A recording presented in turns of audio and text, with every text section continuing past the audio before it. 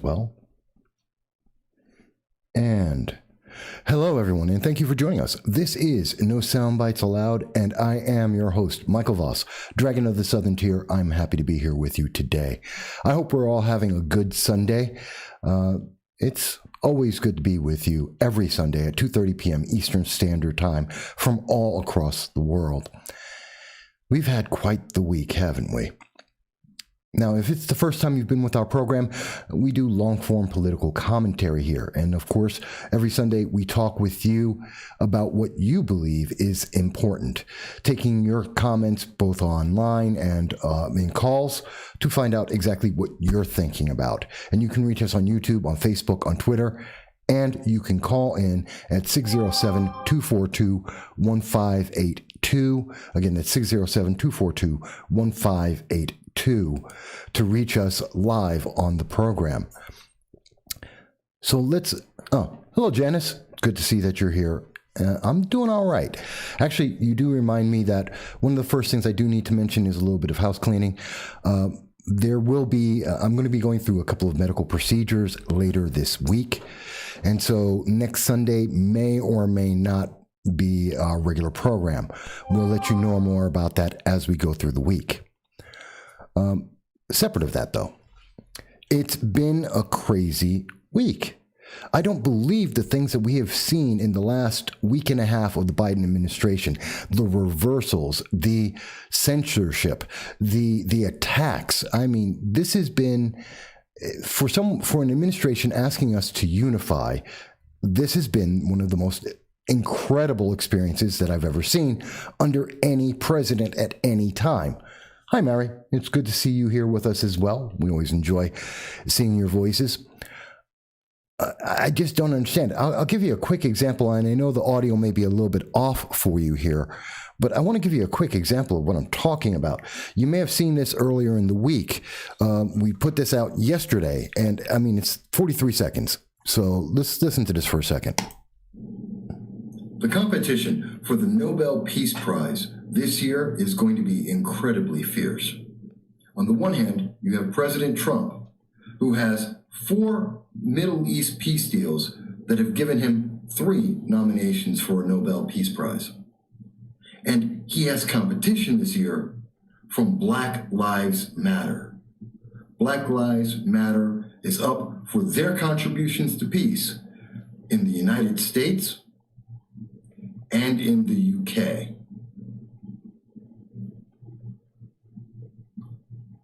That competition should be quite interesting. All right. So, and we put this on, and this is one of those things, the Yahoo Shorts. Hello, Dal. It's good to see you as well. And a lot of people, some people have seen that. A lot of people haven't seen that. It's 1 minute and trying to sum up the idea of what's going on. And I have to tell you, this, yeah, Mary, it's crazy. BLM has been nominated for a peace prize, the Nobel Peace Prize. Now, regardless of whether you think BLM is a good or bad thing, whether you agree with Antifa or not, we have to understand something that's very clear. They are also associated with incredible amounts of violence internationally. This isn't just in the United States. This is in Great Britain. This is in Australia. There are reports in the news media for the last 6-8 months now where we've been seeing the incitement of violence based on race across the world.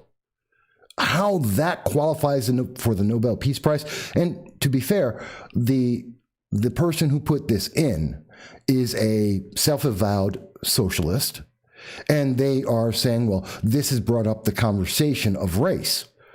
So yes, Janice, it is insane.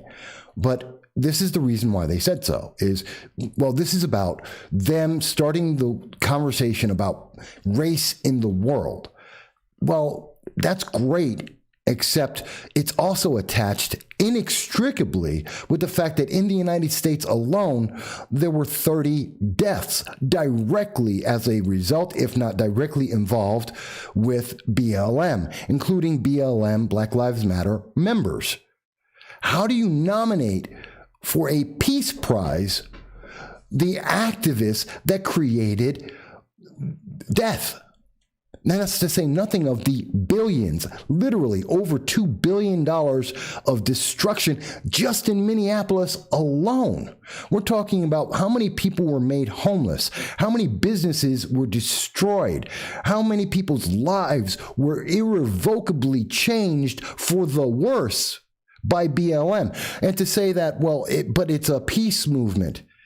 That's not it. And I know the gentleman who put this in for the Nobel Peace Prize says, well, you got to understand, it was 93% peaceful, which means it's not peaceful. It's like that CNN video, which we did an article on not too long ago, a video on. And it's the CNN or MSNBC. They both had this, where one of their reporters is standing in front of a building in flames. An act of arson was going on in the background, and they looked at the American people and said, don't believe your lying eyes. This is peaceful. This is mostly a protest. This is mostly peaceful. How can you say that? And by the way, in the incident with CNN, where they were talking about it being mostly a protest, mostly peaceful, that arson had a homicide. Someone died in that building in Minneapolis. Did not get a lot of news media coverage, but the fact is, someone got killed for that arson that was called mostly peaceful. How someone dies is killed. They didn't just die. They were killed. And how you call that peaceful or even mostly peaceful, I don't know. And how that gets nominated for a Nobel Peace Prize, I don't know. I have never seen a Nobel Peace Prize offered to anyone in the world that have increased the net amount of discord and violence and death in the world. Ever. And let's see, we have a couple of comments from Janice mentions this is insane. Anfield says BLM is a Marxist group. Yes, they are. They were created as a Marxist group. And again, I'm not saying that you can't believe in the statement, Black Lives Matter. That's not what we're talking about. We're talking about the organization. We're talking about the actions of that organization, the result of that organization. That's like saying the Khmer Rouge out in Vietnam, who wound up Cambodia, the killing fields, Khmer Rouge, and saying, well, they created net peace because less people were alive in the world. It's just antithetical to the concept of the Nobel Peace Prize. And does anyone want to take a bet that the BLM is going to get the Peace Prize, that they're going to win? They're going to beat President Trump. Absolutely. It's like, I cannot imagine a moment where they don't win, because it's all about politics. And the Nobel Peace Prize has become about politics, not about actually promoting peace.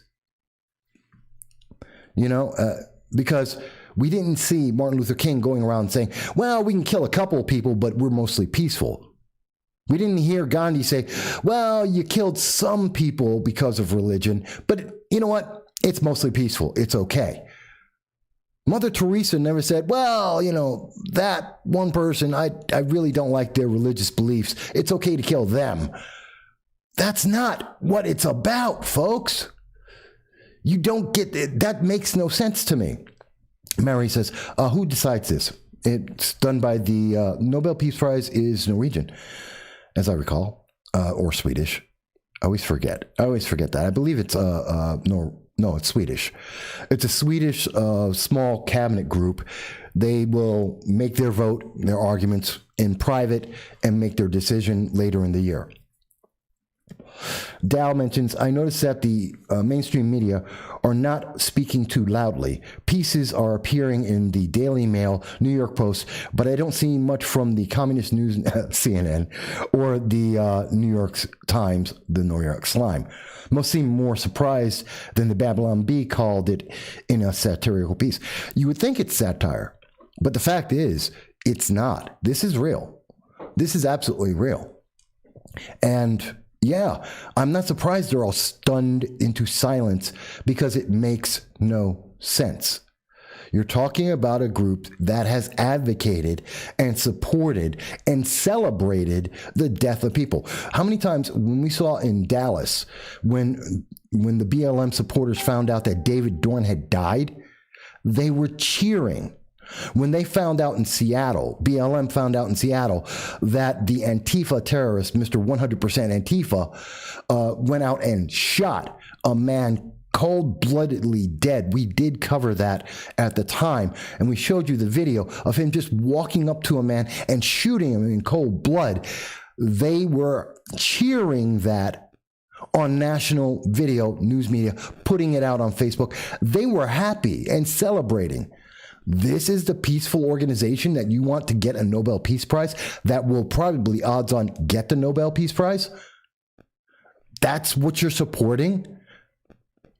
Our world has gone into some strange place when groups that actively advocate and support violence are getting Nobel Peace Prizes. I don't believe it. Janice mentions real peaceful. Their chants, pigs in a blanket, fry them like bacon, and a favorite, ACBAB. All cops are a word I can't say on YouTube. Watch them win. I think it will be awarded for their leadership. Again, the Nobel has the submission to the Nobel Peace Prize said this is because of raising the awareness of racism in the world. No one needed that. No one had forgotten that racism exists in the world since the beginning of mankind. It's not something that, we didn't know that was happening. It's not like the Sudan where the news media aren't talking about it on a regular basis since the 1960s. It's not like it's not being taught in every classroom in college. And actually, as a matter of fact, in the United States and Great Britain, it's taught in every classroom all the way to kindergarten. This is not a shock for anyone. It really isn't. But, that's just one of the things that are going on right now. And I hope that when I played the video, it wasn't too loud. Again, it was 1 minute, but this is the insanity walked into in 2021, that's considered promoting peace when it's actually promoting propaganda. Whether you agree with it or not doesn't change what it is. And that's why we're talking about truth and darkness today, because there is a truth about this, and it is dark, and it is not a positive. No matter how much the news media want to spin this in a very positive manner, it's not. Mary mentions if they win, then we know that this, quote, award, quote, then we know beyond doubt that this is not worthy of anyone being nominated. The fact, I have to tell you, whether you like President Trump or not, he created 4 historic peace deals in the Middle East that improved and increased the net peace in the world. That is a fact. It is irrefutable. Doesn't matter who you want to speak to. Doesn't matter whether you like Orange Man bad or not. It's more peace in the world, in one of the hottest hotbeds of sectorial or sectarian violence that the world has known in the last, 500 years? I mean, literally, it's been constantly warring in that region for 500 years, actually more.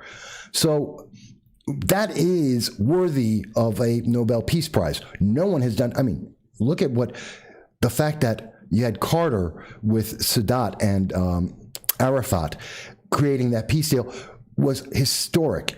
Yes, well worthy of a Nobel Peace Prize. The next closest thing that we have in the Middle East is what Trump has done, and he's going to lose to BLM. Riots that have been going on for over 6 months. In fact, in Portland and Seattle, they are still rioting. They are still destroying property and crushing businesses. They're still at it. And this is supposed to be about peace? Who's next? Hamas? Seriously. And Biden is reversing it. And as we mentioned earlier, we've already seen an increase in troops in in Syria by the United States, an increase of 30% of troops. A lot of people like to focus on, well, there were 40 trucks. Well, trucks go back and forth between Iraq and Syria all the time for Americans. It's just moving trucks. No. What you're missing in the story is we added 30% more troops to our, at least 30% more troops into our Syrian forces. That's the troubling thing. That is increasing the arms race there. That's the problem in Syria, isn't the trucks, which everyone likes to focus on. Because if you focus on the trucks, because that's easily explained, the addition of troops is not.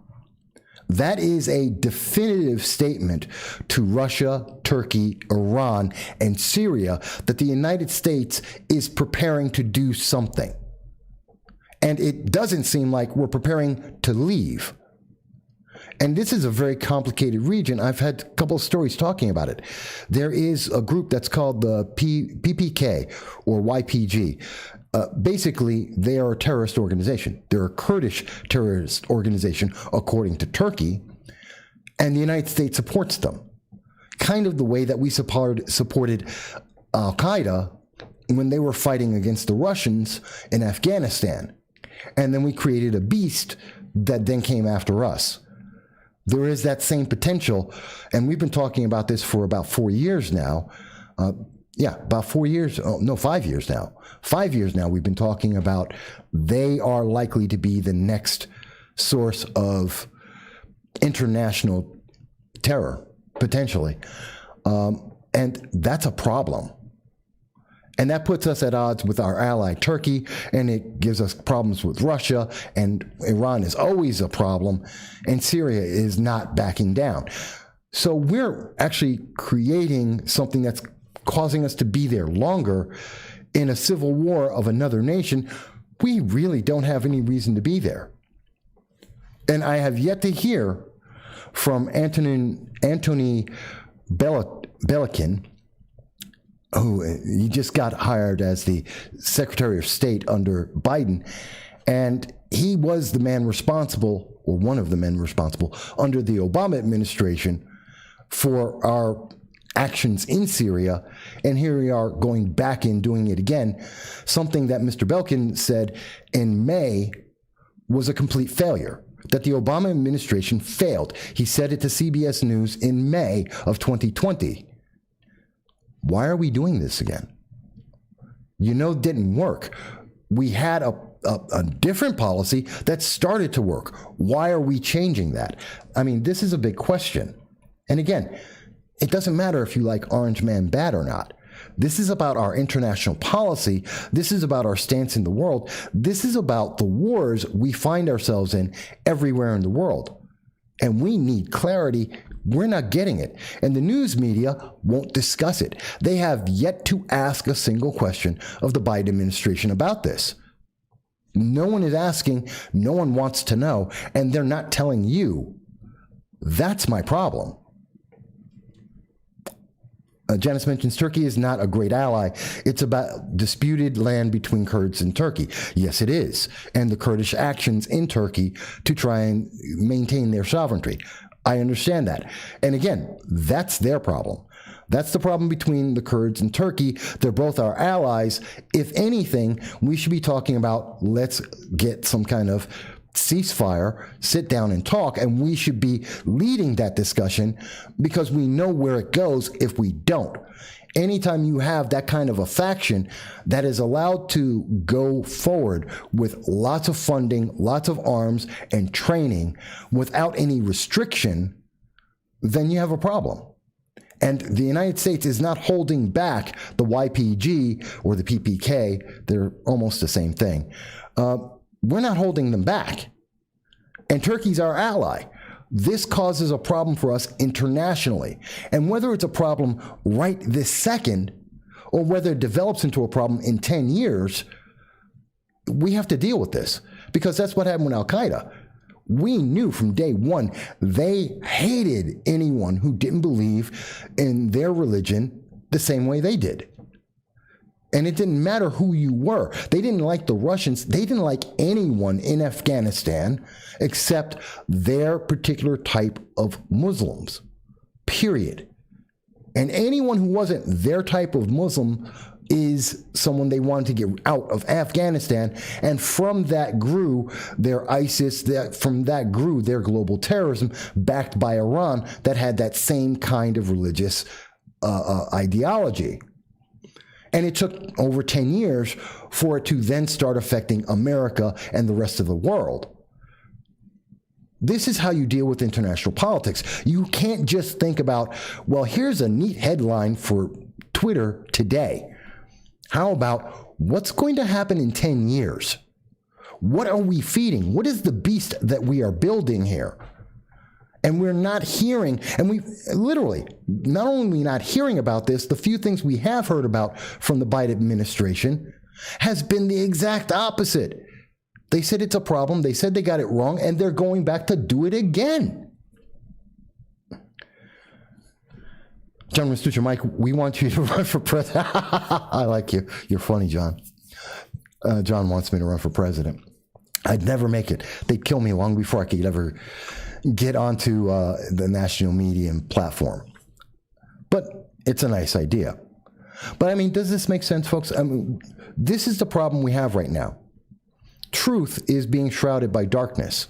And when I say truth, I'm not talking about how I feel about it. I'm not talking about what our impression of it is. I'm talking about there are literal facts that are out there, and they are not being discussed with the American people. That is the problem. You can tell me, Mike, well, I don't think the PPK are that big a problem. The YPG, they have every right to do what they're doing. The Turkey's a problem. You could say that. You could make that argument. And that's a discussion we can have. You can't tell me anything if you don't know what's going on.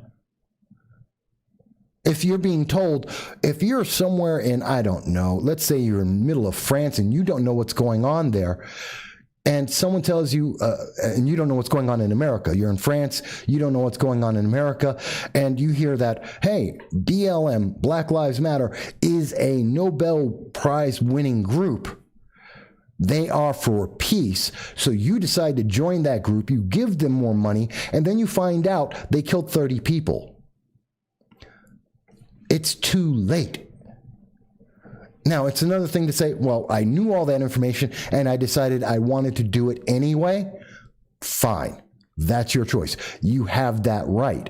But it's one thing to say, I know what that group has done, good and bad, and I've made that choice to support them, as opposed to, I have no idea. I'm supporting them. I'm helping them grow, and I don't agree with what they do.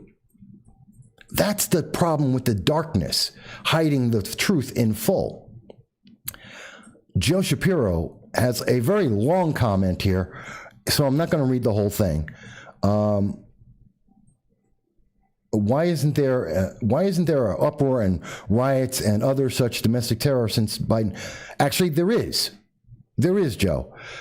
There has been, and on the day of the inauguration, and since, Antifa has been breaking windows and attacking the Democratic headquarters in Portland every day since Joe Biden got inaugurated. They are putting up signs and they're doing their spray paint, saying the same things about Biden that they said about Trump.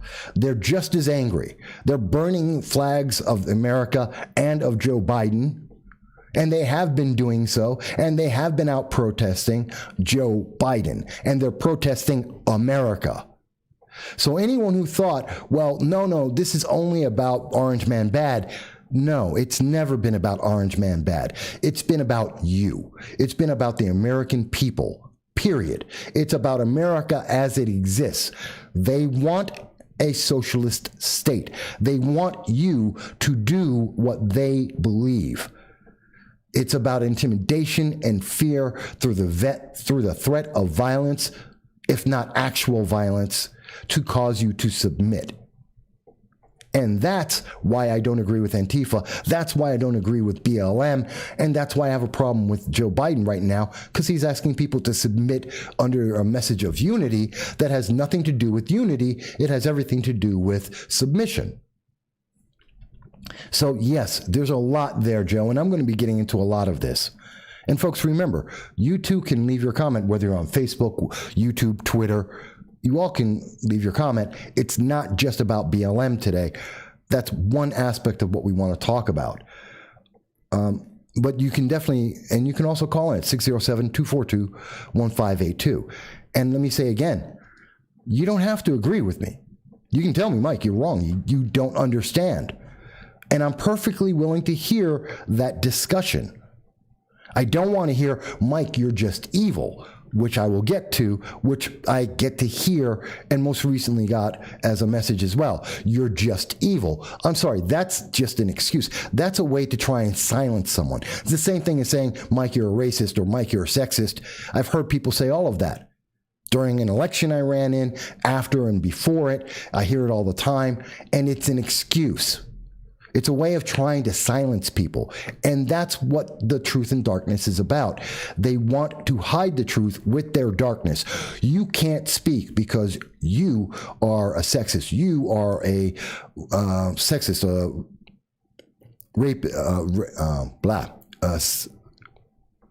racist, a sexist, a homophobe, anti-religious. It's all of those isms and ists. Because you're not supposed to speak after that. They've been taught for a couple of decades now that if someone says that you're an ist or you're a phobe, the next thing you're supposed to say is, oh, I'm sorry. No, I'm not sorry. I do not apologize. Joe says, sorry, I don't discuss group social issues. There's so much opinion on this with all these groups that there's no unity, bias or not. Try to look at physical changes that affect people who can make changes moving forward. Groups don't always agree. I know they don't, but that's why we have a Congress. That's why we have laws where we work together. That's why we have social media and news media. That's why we, the people, hold the power of the government, because we're supposed to have a conversation. Because now we're supposed to bend. It's not about we're in power so we get everything that we want. No, I don't care if that's from the right or the left. It doesn't matter. You don't get everything you want. You bend. Yes, there are certain issues that, these are absolutes. I believe this 100% and I won't bend on this. Okay, but what about this other part? Maybe you'll bend a little here, because we're going to bend a little too. Both sides come together and they try to make the best decision. And usually the one that's in the middle is usually the best decision, because there's always some aspect. If you're looking at the extremes, they're missing something, almost always, whether it's on the left or the right. And the closer you get to the middle, the more you get all of the story, all of the issue, all of the consequences of your actions. But that's not what we're seeing in the media. That's not what we're seeing on social media. That's not what we're hearing from Joe Biden and Kamala Harris and AOC and Nancy Pelosi. And it's not just in the United States. I want to go overseas for a moment. And again, I hope it's not too loud. We've had some problems with the sound system, but I want you to see something else. Because this is over in Great Britain. And Jacob Rees-Mogg is one of what would be the equivalent of one of our senators. And he's talking about, in this moment, he's talking about free speech. And I want you to hear what he had to say here. The left doesn't like freedom of speech. Why? Because it catches out their failures and the fact that socialism doesn't work wherever it's tried in the world. And those of us who are broadly on the right, the greatest liberty that we must protect is freedom of speech. Because without that, democracy won't work, because we won't know what the evidence is on which to base our vote. We will lose the rule of law because we will be corrupted, and we will lose property rights because we will have a socialist government that steals our property. Okay, so I hope everyone was able to hear that clearly, and I know that was recorded lower, but if we lose the freedom of speech, then we lose everything because we don't know anything. We don't know what's going on. We don't know what to complain about. We don't know what to fight against. We don't know how to improve anything because we have no voice. We aren't being heard. And that is the ultimate problem. That is where the darkness comes from. And that is the darkness of 2021. You don't get to speak because you have an opinion separate of what the editor of the New York Times wants to say. Because Zuckerberg or Dorsey, well, that's Facebook and Twitter, they don't like what you have to say, so you don't get to say it.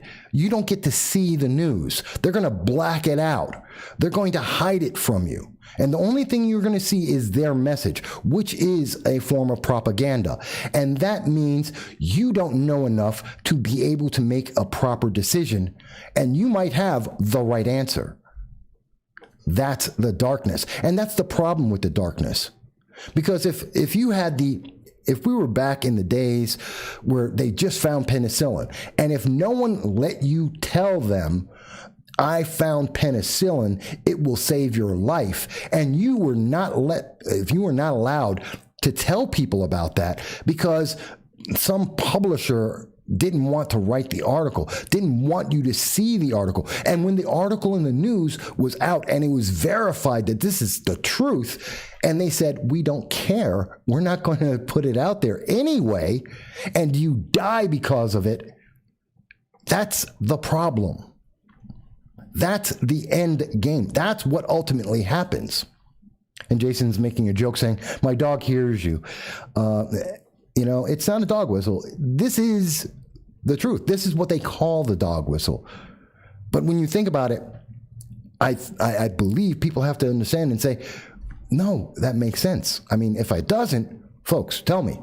I'm open. I'm a big boy. You think I'm wrong? Tell me I'm wrong. I can live with that because I'm not perfect. I could get it completely wrong, but I don't think I am. Because we are seeing that they are telling us, no, you are just wrong. I'll give you another example, and I know I see a couple of the other comments. And yes, Mary, people are afraid to speak because they aren't being able to speak. But that's why we have this program. And I'm not afraid to speak. And I don't care what they want to call me. Sticks and stones, remember that? Sticks and stones, break bones, names will never hurt me.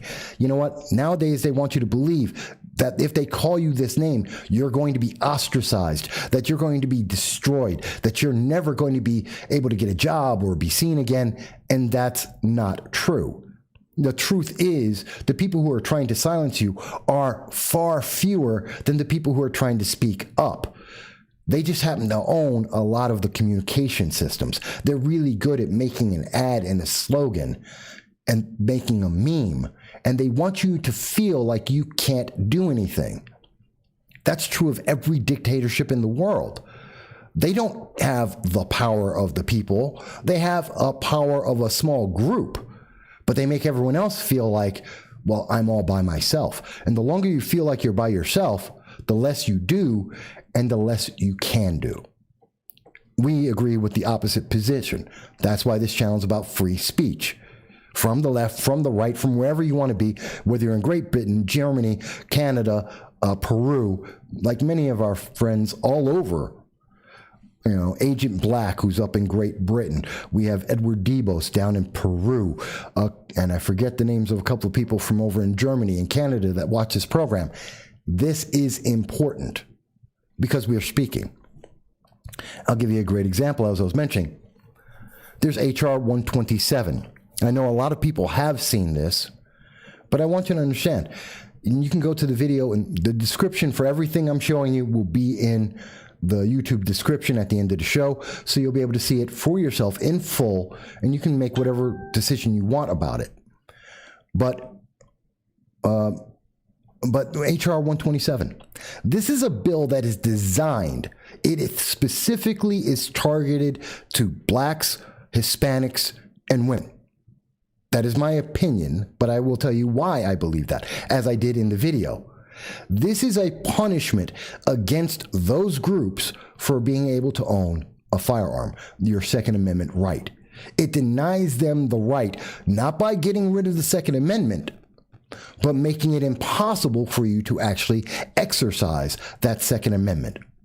And I go into it in great detail. I read the very bill so that you can see exactly how they are preventing people, both through time, through money, and through stigma, from being able to go out and get a firearm. And if you have one, to prevent you from being able to keep it by making it a crime, by forcing you to give up that firearm, and if you don't, to have criminal penalty.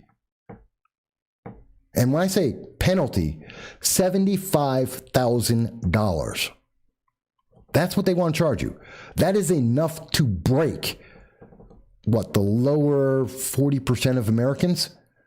Actually, even more. There are very few people besides the ultra rich that can afford $75,000 in a year. What is it? 60% of America doesn't make $75,000 in a year. And this is the penalty they want to give to you if you don't comply with their insanely authoritarian view on being able to exercise your Second Amendment right. But they're going to tell you, we're not taking away your guns. No, you're just stopping me from being able to get them. And you're going and you're creating an environment where I can't keep them. That's the truth. And the people most affected by that are the poor, Black, Hispanics, and women. And my question, and this bill is sponsored by none other than, of course, Representative Sheila Jackson Lee, who is known in Texas and around the country as being the worst on the Second Amendment. She absolutely despises the Second Amendment. And she lies about the Second Amendment. She lies to the public. When she said that the AR-15, this was about 4 years ago, she said an AR-15 weighs the same as 10 packing boxes. That's a lie. It weighs less than 10 pounds. When she said it fires a 50 caliber bullet, she lies. It doesn't. It fires a 5.56. It is a small, it's basically a 22 round. She lied to the people, and I show the video. I show her on video saying these lies to American people. And the only reason why she's lying to the American people is so that she can take away your rights. And if you don't hear someone like myself and others who are saying the truth and saying that is a factual lie, I don't care what your feelings are, it is a factual lie. When they get away with that, then they come back around and they do what she's doing right now, which is saying to women, to Blacks, to the poor, to Hispanics, you will not do this or else. You don't have that right. You're not good enough for that right because you can't afford to get this right, to use it. You know what? Back in the old Jim Crow days, they used to do something similar. They would tell Blacks who never were educated to be able to read this paragraph and then you can go vote. And we remember how much people freaked out about that. Well, Sheila Jackson Lee, in my opinion, is doing the same thing to people about being able to have a firearm. Oh, you want a firearm? Here's all the hoops you have to jump through that I know you can't do. Oops, too bad, but you have the right. You just can't afford it. And that is insulting. Let me go back to some of the comments here. So we have Jason mentions small group. The president said, you're not Black. I know he said I'm not Black because, again, he wants to ostracize me. He wants me to feel like I'm the only one. You know, oh, you're the only Black conservative out there. No, I'm not. You just don't give us a big platform. You don't let us speak very often. And when we do, you try to shout us down saying, you're evil, you're an ism, you're an ist, you're some kind of phobe. And you try and keep us quiet. But no, we exist. We're growing. And you know what? We're not wrong. Dow says, the few, the loud, the obnoxious progressives. And I would agree with that. Brain Freeze. Hey, Brain Freeze. Good to see you. Please know I feel very disgusted and therefore quite withdrawn from politics now. You're the only YouTuber I listen to. Well, thank you. Thank you. I do truly appreciate that. And I've been paying more and more attention to Brain Freeze. If I remember, you're in Great Britain. Am I right? I thought you were. Ron Stafford. Hey, Ron. It's good to see you again. It's been a little while. But this bill was introduced by Sandra Jackson Lee. You're funny. Sheila Jackson Lee, yeah. And the fact that she's black and introducing it doesn't matter. See, anyone who has to refer to either her or myself by our skin color to say, well, I'm either defending the bill, HR 127, or I'm trying to take it away from you. Well, if you have to rely on skin color, then you have no idea what you're talking about. Because we're talking about the Second Amendment, which doesn't have an exclusion for various colors or genders. If you have to refer to our genders or our color to try and denounce something or to refute something, then you don't know what's in the bill. You have no idea what you're talking about. And by the way, in the description of this, I do include the links to the bill itself, because unlike the major news media, I want you to be able to read the bill. I show it on the screen and I discuss it and I give you the link for it because you should be able to read it yourself. You don't have to believe I got it right, even though I'm quoting the bill. You go and read it. Brain Freeze mentions, I did hear that Biden has commissioned a study on the Supreme Court. I'm getting to that. This is the pretext code for setting the stage for court packing. The libertarians will eat it up with a huge spoon. We knew this was coming. This is the question that we asked how many times before the election? And his answer is, you'll find out after the election. I have to be voted in. I have to become president before you could know this. Well, we now know it. The answer is, yes, he's going to pack the courts. We knew this was coming. He knew that that's what he was going to do. He knew that this is a way to shred the Supreme Court, to invalidate it. And this is sad. This is sad. I see that Mary mentions that they told Candace Owens that she's not black either. Oh, they've told me that more than a few times. Excuse me. Just making sure the phone is open for you guys in case anyone wants to call into 607-242-1582. Yeah, well, they tell everyone that, name the black, anyone. Oh God, now I'm forgetting his name. The world famous doctor was Secretary of HUD. God help me, I can't remember his name. Ben Carson, Dr. Ben Carson, a brilliant man who had an incredible life story, rose up from struggling from the bottom all the way to the top, was a leading presidential candidate at one time. He's a brilliant brain surgeon. The man is intelligent and qualified at so much, and he's not black. Why? Because he believes the other politics. My politics does not define my birth. I was born American, and I am born black. Intrinsically, I am black and Hispanic. And what does that have to do with anything else after that moment? I get to choose because I have a brain. I've been educated. I pay attention to the news internationally and nationally. And guess what? That makes me a human being. I am not defined. I am not limited to being just black. You're not limited to just being white, or a male, or a female, or transgender, or whatever, or you want to call yourself a toaster for all I care, and some people do. I don't care. That's your choice. You're not limited by that. Although we hear from progressives on a regular basis, oh, but that's all you can be. You can't be more than the classification they have given you. The box has been checked. That's all you get. That's all you can do. And that's terrifying to me. Brain Freeze mentions Westchester. Okay, I knew I was close. Dow mentions disarming populations and attempting to remove the right to self-defense is plainly a move to secure their place within their body, politic, and garner some power and influence. That has classically always been the case. Always been the case that we've seen that in North Korea, China, Venezuela. I know these are all the popular names I mentioned, but it's just a fact. Going back through history, what you classically see is disarm the majority of the population, and then the few people who have the firearms left, they rule with an iron fist. That's just classically true. Brain Freeze mentions Ben Carson is the finest human being, and I do believe he is. I think he's a great man. Anfield mentions packing the courts will deconstruct our whole constitutional republic. And I agree with you, Ann.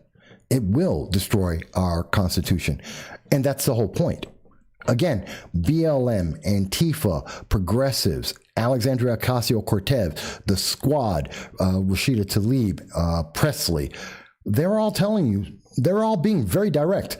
That's how bad things have gotten, that they're being very direct in telling you they're going to destroy it all. They want to be socialists. They don't want to be Democratic Republic. They don't want to be Democrats. They are socialists. They want to get rid of our system of law and life. They want it to break. They want it to fall apart. They want to replace it all. They're very upfront about that. Ask any member of Antifa. They will tell you they're socialists. You ask members of BLM, the leadership, they'll tell you they're socialists. They want to destroy. They have gone on national TV, the leadership of BLM, the organization, and have said, if you don't do what we say, we will burn it down. How much more clear does it get than that? Do what we say or we burn it down. How many times you've seen a BLM march and they say, do what we say or we will burn it down? That has nothing to do with democracy. That's autocratic, which is also socialist. That says it all right there. And you don't have to agree with me, but please tell me how I've got that wrong. Tell me how I've misunderstood the very statements from these groups, whether they're progressives, the far left, BLM, Antifa, Indivisible New York, Democratic Socialists of America, especially the Ithaca chapter. How many groups do you want me to mention that I've been tracking for at least 7 years now that have said these same things over and over again? You know what? I'd have to be insane not to listen to them and take them at their word, because they keep telling me the same things and they keep using force to make sure I didn't forget. At the Binghamton University, when 200 progressives tried to attack 3 students, when they came out in a force just to shut down a economist speaking at Binghamton University, how they have attacked me and told me that they want to come after me because I was running in an election and I didn't say the approved words for a black man in New York State. You know what? My name's not Anthony Delgado. I have my own voice. And it may amaze some people that, yes, I can do that. You would never tell, you know what? They would never tell a woman, don't yell rape. They would never, we've heard everyone in America say, you can't tell someone they can't go vote, especially if you're black. How many times have we heard, you can't stop black people from voting? Then why are you telling me I can't be a Republican? Why are you telling me I can't be a conservative? I have the freedom to do what you want me to do, but I don't have the freedom to do what I want to do because you don't like it? And they've said the same thing to women. Again, going back to Sheila Jackson Lee and her bill, H.R. 127. You're a woman. You are a woman, and everyone should believe in you, and you're powerful, but you don't have the right to have a firearm to protect yourself from a man who is maybe double your size and 3 times your weight. You don't get the right to protect yourself because she doesn't think that's important for you, because you're just a woman and you're not an elected Democrat like she is with her bodyguards. That's insane. So Dow mentions, I just had a thought. The leadership of the Democratic Party has effectively created an apartheid system. The division is just on ideological lines. Yes, it is. Juan mentions thank you, Juan. Janice mentions, you're absolutely correct. They are not shy about being socialist thugs. Media gives them a pass. We're not the crazy ones. I think it's going to get worse. than I ever could have imagined. Janice mentions media is not honest. This is why shows like yours are important. I think it is important. And again, I'm open to hear the other side. Every show, you've heard me say this hundreds of times. Not afraid to hear their voice. I'm not afraid to hear their ideas. That doesn't mean I'm going to agree with them. But again, the same way, this is what the left is terrified of. That's what we heard from Jacob Rees-Mogg from Great Britain. They are terrified of you hearing another idea. BLM is terrified of hearing from a black man, a Hispanic man or woman. They're terrified of hearing us say, oh, I have a different point of view. I don't agree with you. What you're doing is wrong. They can't stand it. They lose their minds. But they're not the only ones, because we hear that from people just like Joe Biden. And it's not just at the national level. I will explain. And I'm going to get to the comments in a second, but I'll give you an example of what I'm talking about here. Do you remember January 2019, 2 years ago, that there was a story about Binghamton, New York, the Binghamton School District, where there were 4 girls, black and one of them black and Hispanic, aged around 12, that were strip searched? You know what? I know you heard about this story because it was an international story. It was everywhere. They had this story in Australia. It was in, as I showed you just a second ago, that was in the BBC reporting on it. It was in Canada. It was across the United States. Every national news outlet was talking about how dare they? This is absolutely racist. This is an example of pure racism. The NAACP came out, said they're going to sue, and they're going to sue everybody. This was the worst act of blatant racism we had ever seen, and sexism. How dare they do that? BLM got a foothold into politics in the region and ran with it. And it's like, oh my God, this whole city's absolutely racist, and we need to take power so we can turn that around. You know what's interesting about that story?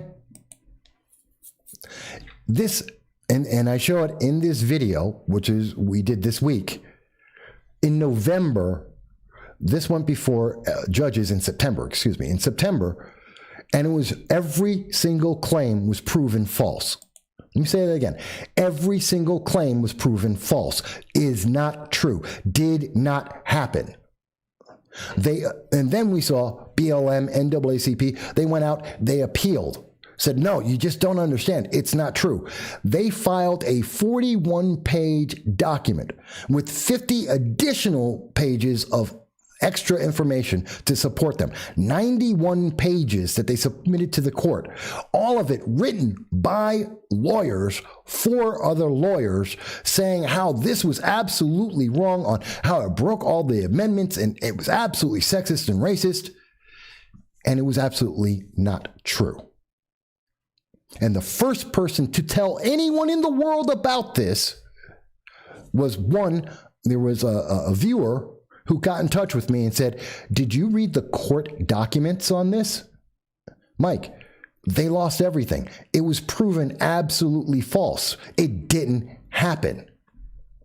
And then I went and took that, ran with that lead, read all the entire documents on this from the courts, talking about how and why this was false, why the 91 pages of documents that they submitted as proof were untrue, and no one else in the media, mainstream or local, was willing to tell the people this.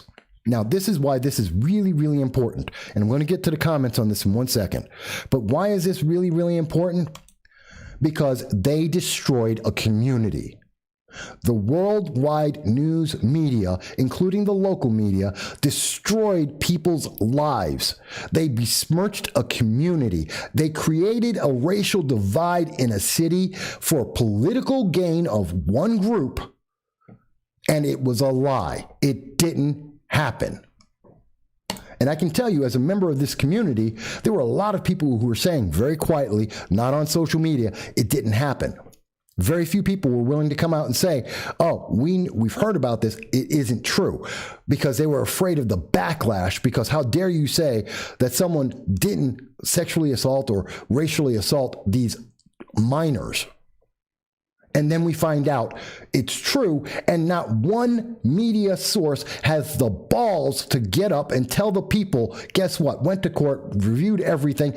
There were 4 separate investigations, including by Governor Cuomo, who made sure to get into the national spotlight, the international spotlight, by saying, I'm sending in my own investigators. And every single investigation found the same thing that the court found. It wasn't true. But meanwhile, the darkness. The truth is out there and you can't see it. We can't talk about the fact that this wasn't real because there was a political agenda here, because it would embarrass BLM and Antifa and Citizen Action, the far left, the Democratic Socialists of America, especially those in Ithaca. You know what? They don't want to talk about that because there is a power center of the far left in this region, and this served them well. And they're afraid, most of all, and I know because I've mentioned this story to I've mentioned it to several of the major news outlets in this region, saying, why am I the one who has to publish this? Why am I the one who's breaking the news when I have the least resources to reach the most people? Why won't you tell the public the truth? And none of them are responding, because I can tell you, in my personal opinion, they're all afraid of being called a racist, because they're afraid of the fact that this is a story proving BLM wrong. And that isn't a service to the public. That is the worst way that this could be done. This hurts the public. Being afraid of being able to speak is being silenced. Let me get back to the comments. So Janice mentioned, okay, did mention that one. Janice goes on to mention media is not honest. This is why shows like yours is so important. Dal mentions, I remember this, hit the talk radio circuit for several days. Yes, it did. Hit internationally. Yes, it did. Dal mentions suddenly it went quiet and was never really followed through to describe what happened. Well, that's because right after it was March, it was the end of March of 2019, when the local DA came back and said, and that was Steve, they mentioned that, nope, this didn't happen. It wasn't real. And every investigation said the same thing. Then the NAACP in April said, nope, we're going to sue anyway. We know this happened. You're wrong. And they let it go because the investigation had already proven beyond a shadow of a doubt this didn't happen. It wasn't real. This was all propaganda meant to move forward a political organization and to achieve a goal of winning elections. That's it. And that's why they won't talk about it. And I know BLM will go on their little websites and talk with each other in their little vacuum and say, oh my God, Mike's such a racist. How could he possibly say that? Because I read the actual court papers. That's how I can say that. Because I read the actual review of your 91-page document and see point by point how everything you said was a lie. That's how I can say that. And we should be able to, and here's the thing, we should be able to say that. There is a fact that exists. The links are in the description on that video. It exists. It is a fact. We should be able to say it. We shouldn't say, oh, well, that's really bad, except, well, it's involving black girls, so I can't talk about it. Why not? It's a fact. It is a court document. It is true. You can tell me you don't like it. You can say, I'm upset about that. You can tell me that you think that there is racism and sexism in this city and other cities throughout New York, in the nation, in the world. You have that right. That's the First Amendment. You don't get to say, oh, but that fact, I can't talk about it because it involves people of a certain color or a certain gender or a sexual preference. Why? How does that change the facts? And knowing that our news media are handcuffing themselves because of a preference of a political ideology, they are doing a disservice to the public that would allow this city and possibly this state and maybe even inroad towards the nation and the world. You want to talk about trying to create more peace, you want to have recognition of race, then actually deal with this honestly and say, and you used us. BLM, Antifa, NAACP, everyone who jumped on that bandwagon, all of the BBC, Australia News, Sky News, everyone who spoke about this and said, hey, this was evil. We have to punish those people because racism. Now let's actually have the real conversation about racism. Because what you did is you were promoting racism by assuming that this was all absolutely true, even as the facts came in and said it isn't. It's a hard truth to take. It's a hard pill to swallow. But guess what? Swallow it because it's true. It's the fact. Now let's really talk about what's a racist and what is sexist and what's the problem. Because the problem isn't as much, this is happening as, we're not going to tell you what happened. We're going to tell you how to feel about it. We're going to tell you what you're going to do politically about it. And it's going to be an advantage for a certain group, even though it's not true. That's dangerous, in my opinion. And you can tell me I'm wrong. Like I said, you can type in on Facebook, YouTube, Twitter. I'm right here. Go ahead. Tell me I'm wrong. You can call in 607-242-1582. Tell me I'm wrong. Explain to me how I don't understand that. Tell me what I got wrong. I'm being honest. I'm just like the guy who called me evil. I'm being fair and honest with you. I honestly, if you have a legitimate, not this, you're just a racist, and no. If you actually have a legitimate argument about this to tell me how I'm misunderstanding the facts, please tell me. I don't want to hear about, I don't feel like you're right. I don't want to hear about, I don't like what you have to say. I don't care. You can tell, I don't like you, Mike. I don't care. If you want to tell me, Mike, you're missing this fact, this detail, this is your misunderstanding. That's it. Hello, and thank you for calling the show. This is No Sound Bites Allowed. I'm your host, Michael Voss. Who is this? Hey, Mike, it's Jason. Hey, Jason. Go ahead and speak. Yeah. So, obviously, you're talking about something that is within our school district and in our area, and really, touches a chord with me personally as well too. And this, what you're doing here and exposing this, or even bringing this to light, it has to be done. And I mean, these groups need to be fought back. One of the things I was going to say though is just that the slander, that they put on the school district, on the nurse, on the assistant principal, on the principal. I mean, they called them racist, called them names, tried to get them fired, throughout months, over a year. And they just kept, litigating this thing constantly, going on and on. And then, here you have the situation where, it went all the way to the top of the court and was found out to be completely, false, and there's two things here. One, it costs, us, the taxpayers, massive amounts of money, in litigation, to fight this. But also, it puts our entire school system in a really bad position, because the thing is that we've got these organizers who are going to continue to do this every single time they can jump on the wagon and get on top of this. They obviously they're not a group that believes in true justice, meaning that they don't believe in due process at all. It's basically, as soon as there's any sort of an allegation, they're going to, shove it down your throat.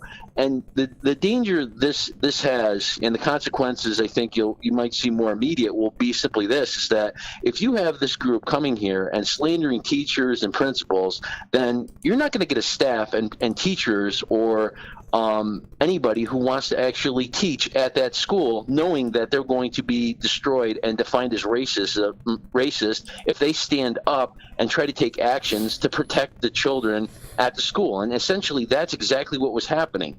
People basically looked at these children and said, you know what, we got a red flag here. We got to make sure that they're safe. And by doing so, they were turned into the enemies and, slandered for over a year. And then to this point, I still kind of wonder, where they stand. And on top of that, in the community itself, how many people in the community still believe this entire story. Oh, I can tell they you. still believe they're racist. Well, Jason, let me tell you. Obviously, since I am the only one who is putting out that story, since I'm the only one who has covered it, and to be fair, one other individual who's a friend of the show and gave us the information to start with, because they had to dig for this, they had to find this. It was not published anywhere. You literally have to search it out because it's hard to find. I can tell you, the answer is everyone in the region, everyone in the world. It's not just this local community. Everyone in the world was told one story and they have never heard the truth. So all of them think that the school district and obviously the people in the community are all racist and sexist because they allowed this to happen, even though that's a lie. All of them. How much damage is that doing? And you can look at it from an economic level, tourism and people wanting to do business and have their homes there with their kids. That's social now. All the other parents who are now biased against the school system, that's dealing with education. There are so many levels and so much damage this has done. It is insane. Yeah, and this ties into something else that, is constantly being brought up all the time. This is, it says something about legacy media, and it also says about social media, because the bottom line is that all the views, all the impressions that are being run and the narrative that is being led and forced down people's throat, nearly, 95% of all of it is basically that narrative, specifically saying that, look at, all the, the staff on, Bennington School District are a bunch of racists. And is there any counter? The only people who are countering it is individuals like you, content creators, and the new era. And then whoever the individual was who actually dug that out and brought it to your attention. I mean, without that individual there and without you, there would be no defense, for what's actually, being done right here.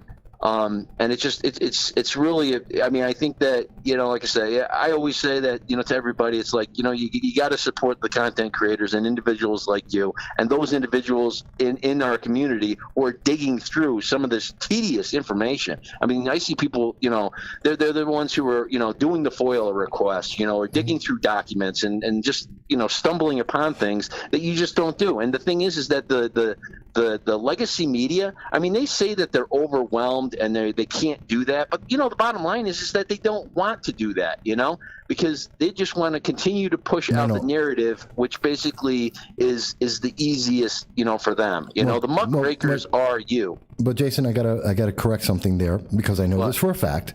It's not that the news media don't want to do this. I know many reporters in this region and in other parts of the country, and I speak with them on a regular basis, including some people I've put this story to.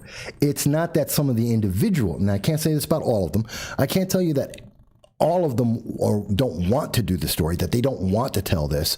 I can tell you that the ownership, the editors and above, they're saying, you're not going to do this.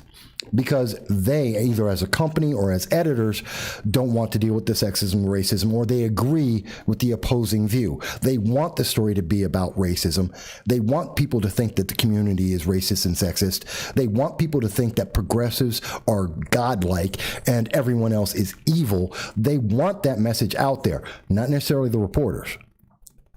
And they can't get it through. The sad thing is, they can't push this.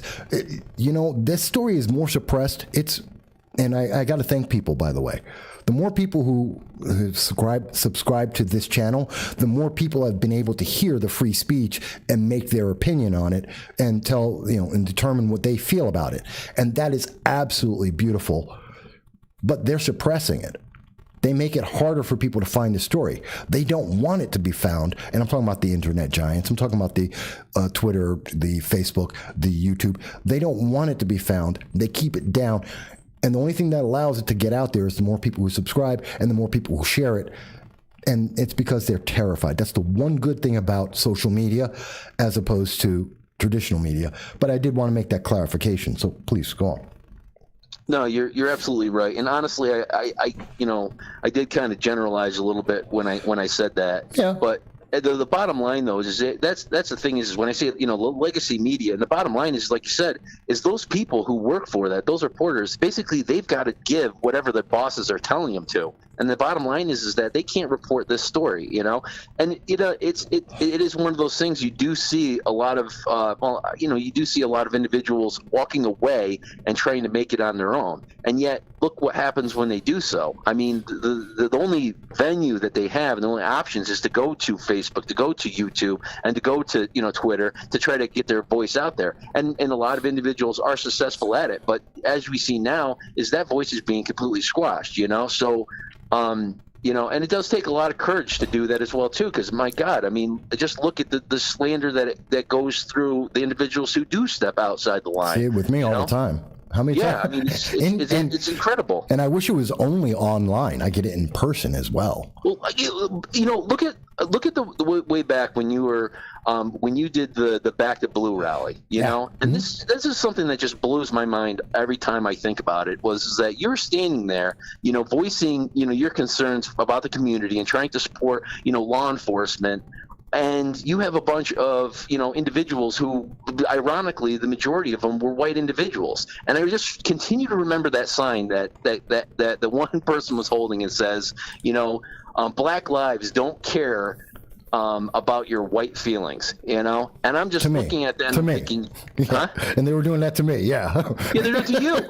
And I'm like, really? I didn't realize they were already applying the Biden rule to you at that point. It just drives you nuts. It really does, and that's why I wanted to bring this up again on Sunday, because I know a lot of people and a lot of the politicians watch this show. I know by name many politicians locally and from down in D.C. Some of them are libertarians, conservatives, Democrats, a couple of the progressives, BLM members. I know all of them. I know for a fact, and they have told me directly that they watch this program. Dal, WMBF, he does watch this program, talking about Bob Joseph. He does watch it from time to time because they know I'm going to cover things that no one else will. And they know that I'm going to give an honest opinion about it and give the backup of where I get it from. And they still won't do anything. Sometimes they thank me privately, and then they'll attack me publicly. But they get it. They get it. But it's absolutely insane. And, it's one of those things when I look at the issue with the school, and you think about now the slander that went on, and you want to think about there's just no justice there for what happened. I mean, these groups, these radical groups, will come and destroy individuals' lives. And the thing that drives you nuts too is just that they are associated with certain politicians, and there really needs to be more of an account. Well, I think that really it's actually really more up just to you to inform people on this, but more of an account to basically show the direct connection and those who are supporting this behavior, and how it's affecting our, our entire, in our area, our city, and, our county. Well, we try, and I do, but there's only so much we can do as one organization. But that's why, and to be fair, I do give them, I have an open door policy. I've offered BLM to come in. They want to talk to refute what I'm speaking about. They've had an open door policy. I've spoken to their leadership in this area, some of them, and they've all refused. I occasionally speak to several of the elected officials. A couple of them have refused to be on this show. Some of them have stopped coming onto the show. Some of them, we're still working on it. But there's only so much you can do, and what it takes is literally people saying, hey, why are you not telling us this? Go on to WMBF, the local news program, and say, why didn't you follow this up? In Britain, in Australia, hey, you covered this news story. You told us that this was all about guilt, and why didn't you tell us you were wrong? That you didn't do your homework, or you didn't finish doing your homework, and tell us that, hey, that's not true. That's an important thing. We have to hold them accountable, just like we need to hold our elected officials accountable and say, hey, you need to speak up about this. And if you want to heal and you want to unify, then start with the truth, because we can't unify around the lie. But Jason, let me get back to everybody. Okay. But I thank you you made some great points, and I thank you for bringing it up. All right. Thank you. Bye. Right.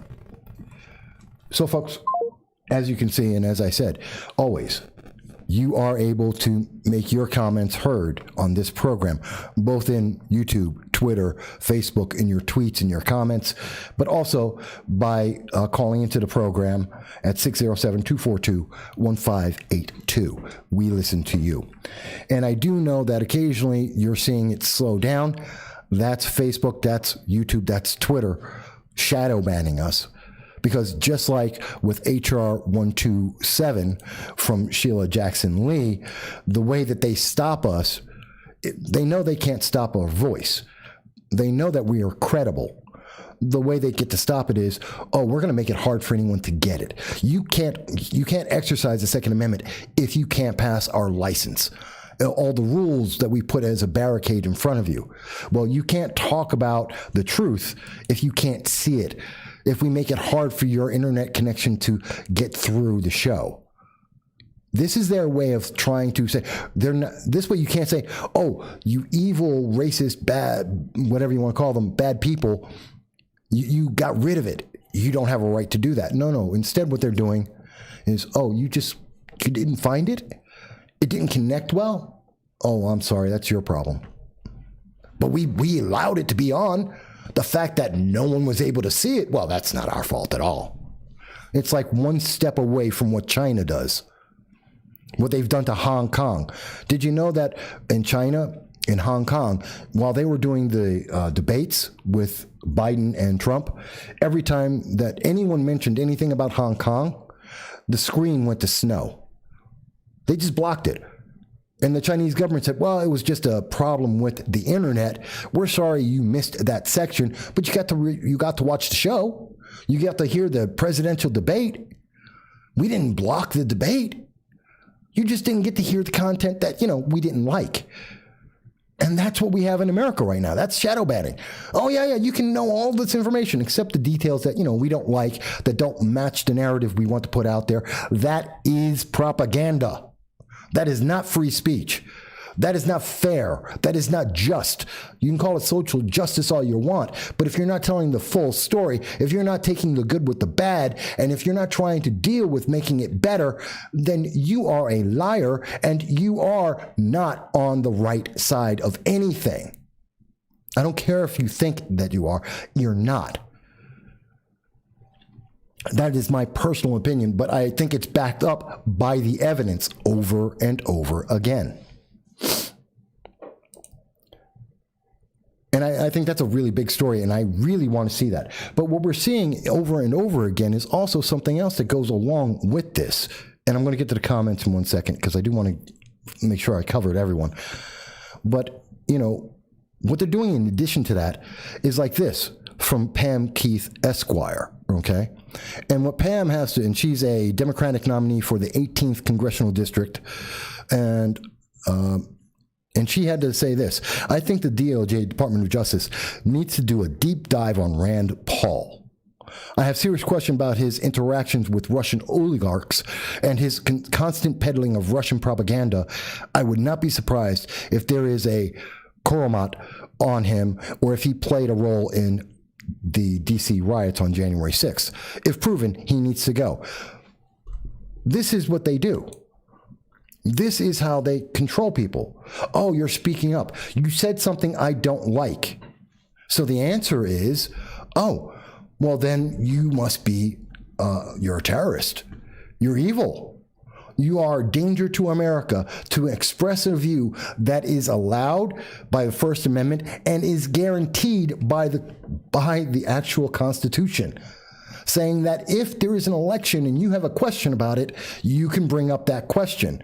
Something that Democrats themselves did in 2001, 2005, and 2017. But now it's not what they want. It's not what they want you to hear. So it's evil now. It was great when they did it. It's pure, fair, absolutely guaranteed by the Constitution when they do it, when it's their message. And it's absolutely evil when someone else does it. And you need to shut up because you're a Russian, you're a Russian agent, you're a terrorist, you're anti-American, because I don't like it. You know, and that's why we got this from a gentleman. And let me say again, this is something, yeah, she was a JAG officer. She was a JAG officer. For people who don't know what a JAG officer is, when you saw it in the description there, that's a lawyer, a military lawyer. See, in the military, there's the UCMJ, and that's the constitution for members of the military. And you get lawyers, and that's what a JAG is. So just so you know. So she should know better. But what I was going to say is, this is all like what we see when I was called not the best image of me at all in that. There we go. Sorry. Because I know someone's going to crop out that image and just plaster it all over the internet with me with my eyes closed because it's a frame. But anyway, so I commented on this. I was told by a gentleman who I do not want anyone to attack.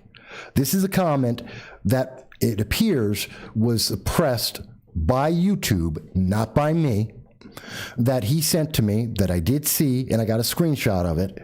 And he says, you are a Trump terrorist supporter. And I believe that YouTube suppressed it because he said terrorist supporter. That's what I believe. I don't know for sure. It was not on my side. That was YouTube who suppressed his words. But this gentleman says this about me. And how is that any different than what Pam is saying? Oh, we have to investigate you. We have to search you out. We have to punish you. We have to embarrass you publicly. That's the intention here. I want to embarrass you publicly. I want to accuse you of the worst evil that I can. I want you to be horrible, miserable. I want you to be punished for having an opinion, for saying that I believe certain things. That's what we're up against. That's the problem right now. Because I have an opinion, I must be evil. And I'm not. At first, I was upset with Mike when he said that. But I can tell you, I'm not upset. What I am is sad that he wasn't able to hear what I had to say and hear the message, hear the conversation, look at the facts that I presented and evaluate them. It's one thing to say, hey, Mike, I don't agree with you. Fantastic. Mike, I don't agree with your conclusion based on the facts you presented. Here's a fact you didn't include, or here's a fact you may not have known about, and I have a different conclusion based on that. Fantastic. That's America. That's the First Amendment in action. That's how we get a great nation. That's why we lead the world right now. But turning around and saying, oh, you're just evil, you're a terrorist, we need to punish you, we need to ostracize you, we need to outcast you, we need to shadow ban and protest you because we don't like what you said. That's not freedom. That's not America.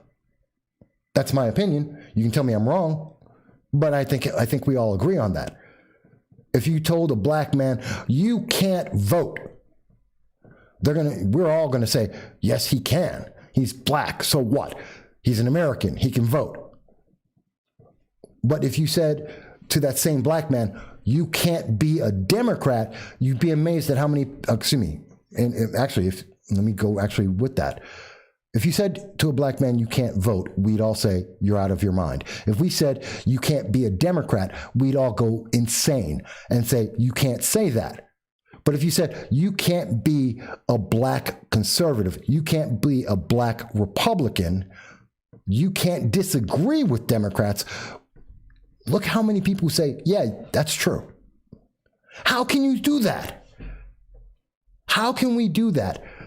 I can tell you how. We are in a time of deep darkness in our nation where truth is completely obscured by the darkness of these very few elite, these neo-nobles. And Dal will recognize this because we were talking about it recently in comments, that it's a neo-noble. These elites who get into office stay there for a lifetime And they have very specific views, and they want power. And they don't care how they take it away from you. They just want to take it away from you. And besides Chuck Schumer, I'm not talking about just the Chuck Schumers of the world. I'm talking about also the Jackson Lees, Representative Jackson Lees of the world. I'm talking about the Alexandria Ocasio-Cortez of the world. I'm talking about the Bernie Sanders of the world. Okay? People who are more than willing to use whatever means to defeat you. And that's a personal call. I can't take that right now. Bernie Sanders, I was saying the Bernie Sanders of the world. Bernie Sanders right now, passing coronavirus relief is more important than bipartisanship, coming from Meg Cunningham at ABC News. Bernie Sanders says, we all want bipartisanship, and I think you're going to see more of it as we move down the pike. We all look forward to working with the Republicans, but right now, this country faces an unprecedented set of crises, and we have to go act now. Really? Well, no. That's not how America works. That's not how democracy or representative democracy works. It's not, oh, you have freedom except for right now. You'll have freedom tomorrow, but not right now. You had freedom yesterday, but not now, because there's a thing that's happening. And so we got to take away your rights, your freedom, your privileges. We have to take away your life right now. But don't worry, we will eventually give you back your power, because we're nice people like that. Let's think about that for a second. You're going to take away my power? You're going to tell me I'm evil? You're going to tell me I'm the worst thing you can imagine? And you're going to tell me I don't have any power, and you're going to take away my rights? And you're going to tell me that, you're going to silence people who have the same opinions that I do. And you're going to tell me you're going to do all of that because there's an emergency. And you promise that you're going to give us back the power after the emergency's gone. You know what? I just thought of who that is, because you've seen this person. And everyone watched him as he did it.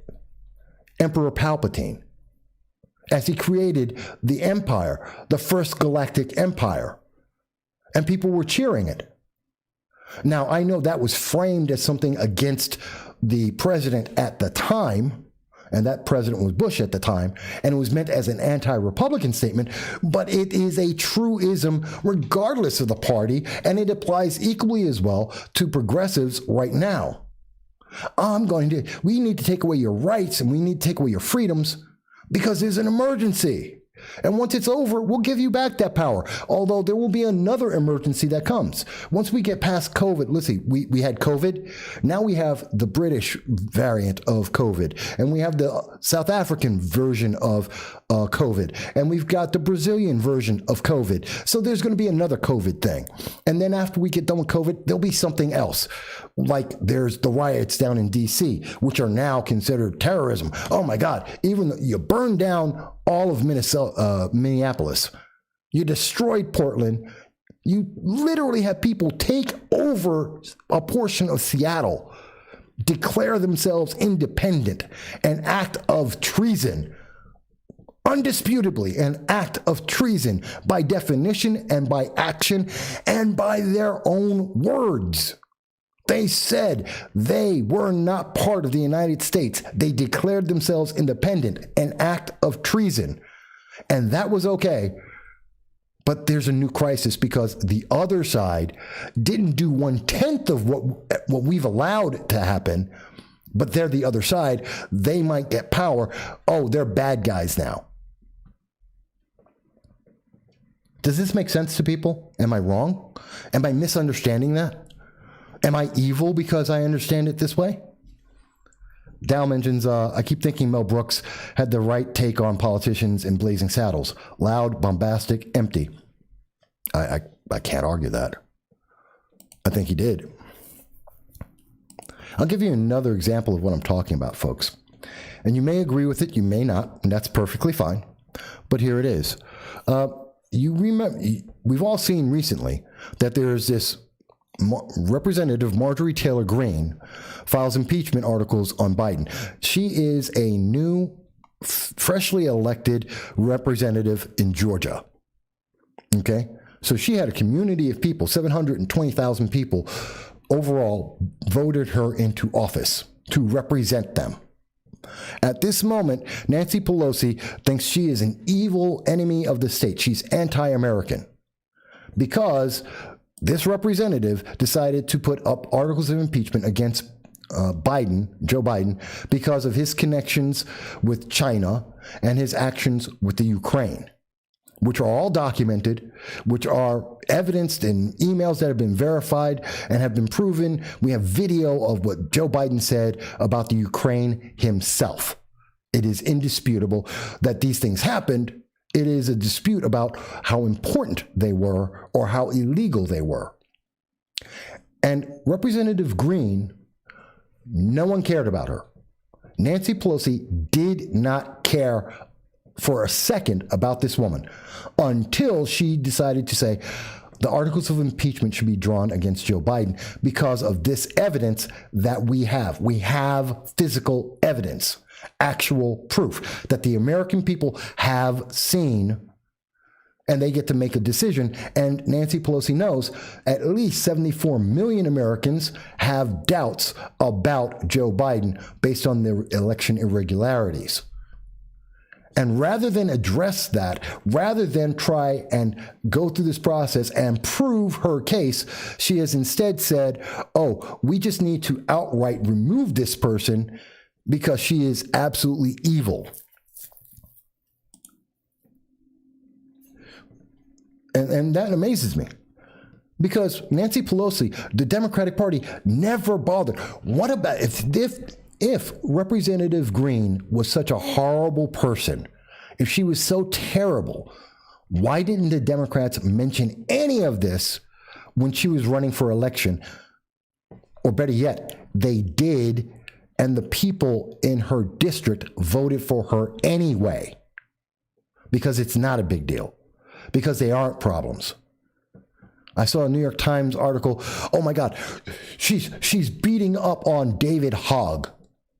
David Hogg is a college student who became famous for surviving the Plantation, Florida school shooting, and who injected himself into national politics talking about the Second Amendment. He is a political figure. And when she's talking about him right now, he is, as I remember, 21 and a political figure in college. Yes, you can attack him. Yes, you can take him on publicly. He is a public figure because he did it himself. And the New York Times is, oh my God, you can't talk to a college student like that. Yes, you can. A college student who's a national figure because they decided to talk about anti-Second Amendment policies and gets paid regularly to go around Democratic circles and hold speeches and gets quoted by international news. Yes, you can. That's like Greta Thunberg. I can talk about Greta too. Why? She is an international figure who injected herself into politics. And when I want to critique her, I can because she is that figure. I'm not talking about some kid down the block who's 16. I don't know that person and I can't speak about them. I can talk about these kids because these young adults are national political figures by their own actions. And if they can't handle that, that's their problem. They put themselves there. So is this the argument against Representative Greene? You did something we don't like, so we're going to try and terrorize you. We're going to try and tear you down because we don't want you to actually prove your point. We don't want the American people to even consider that. That's a sad state of politics. Nick Sandmann, another great example. That's right, Jim. You know, a kid standing there. He didn't inject himself into politics. Politics injected themselves to him. Very much like what we saw happen with what happened to the city of Binghamton. When we saw the world push this idea out and they were wrong. Nick Sandmann was right. He didn't do anything wrong. And how much did CNN, and I did actually, mentioned this to Jake Tapper recently because he was picking on Green, I think, or for picking on Hogg. And I was like, gee, how much did your station pay for picking on an innocent person? Hogg isn't innocent. He's a political figure. Big difference. Let me go back to some of the comments here. So Mary mentions, oh yeah, Biden's connection to China are scary and we want the answers. We should get the answers. Absolutely. This is important to international politics, the position of America, national defense. It's not crazy to say, give me an answer. Dow mentions the mainstream media will show you all the opposition to Green's position, but the question to be asked by journalists would be, why do her constituents want her to do this? Maybe we should look at the evidence. And I say the same thing. She was elected for a reason.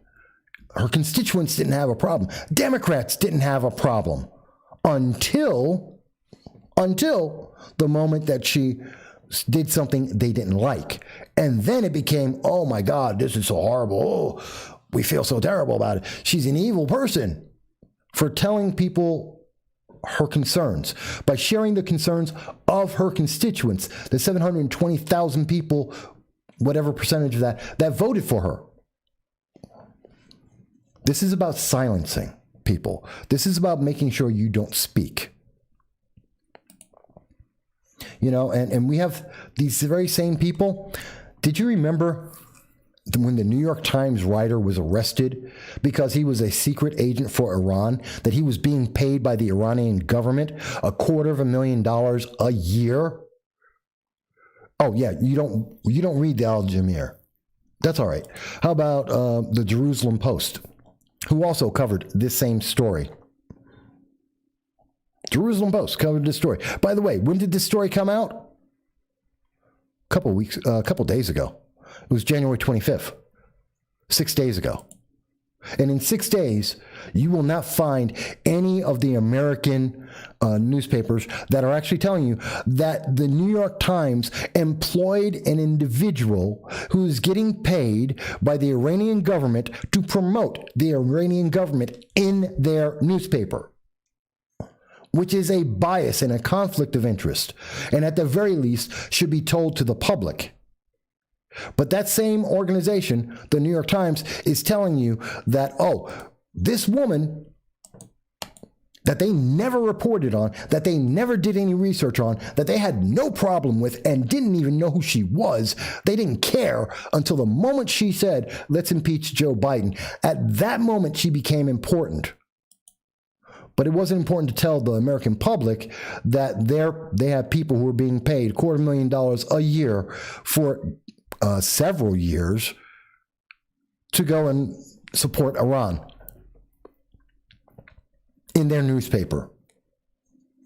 That's not important because that's not biasing the public. This is a problem. How about this? Do you remember this? There was someone who, there was a quote from Maxine Waters.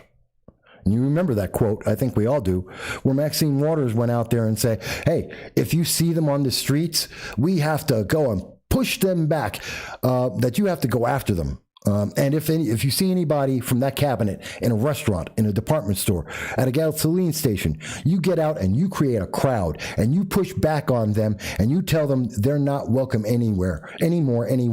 That is Maxine Waters telling the American people to assault, and that's an assault, members of the Republican Party, and in particular, President Trump.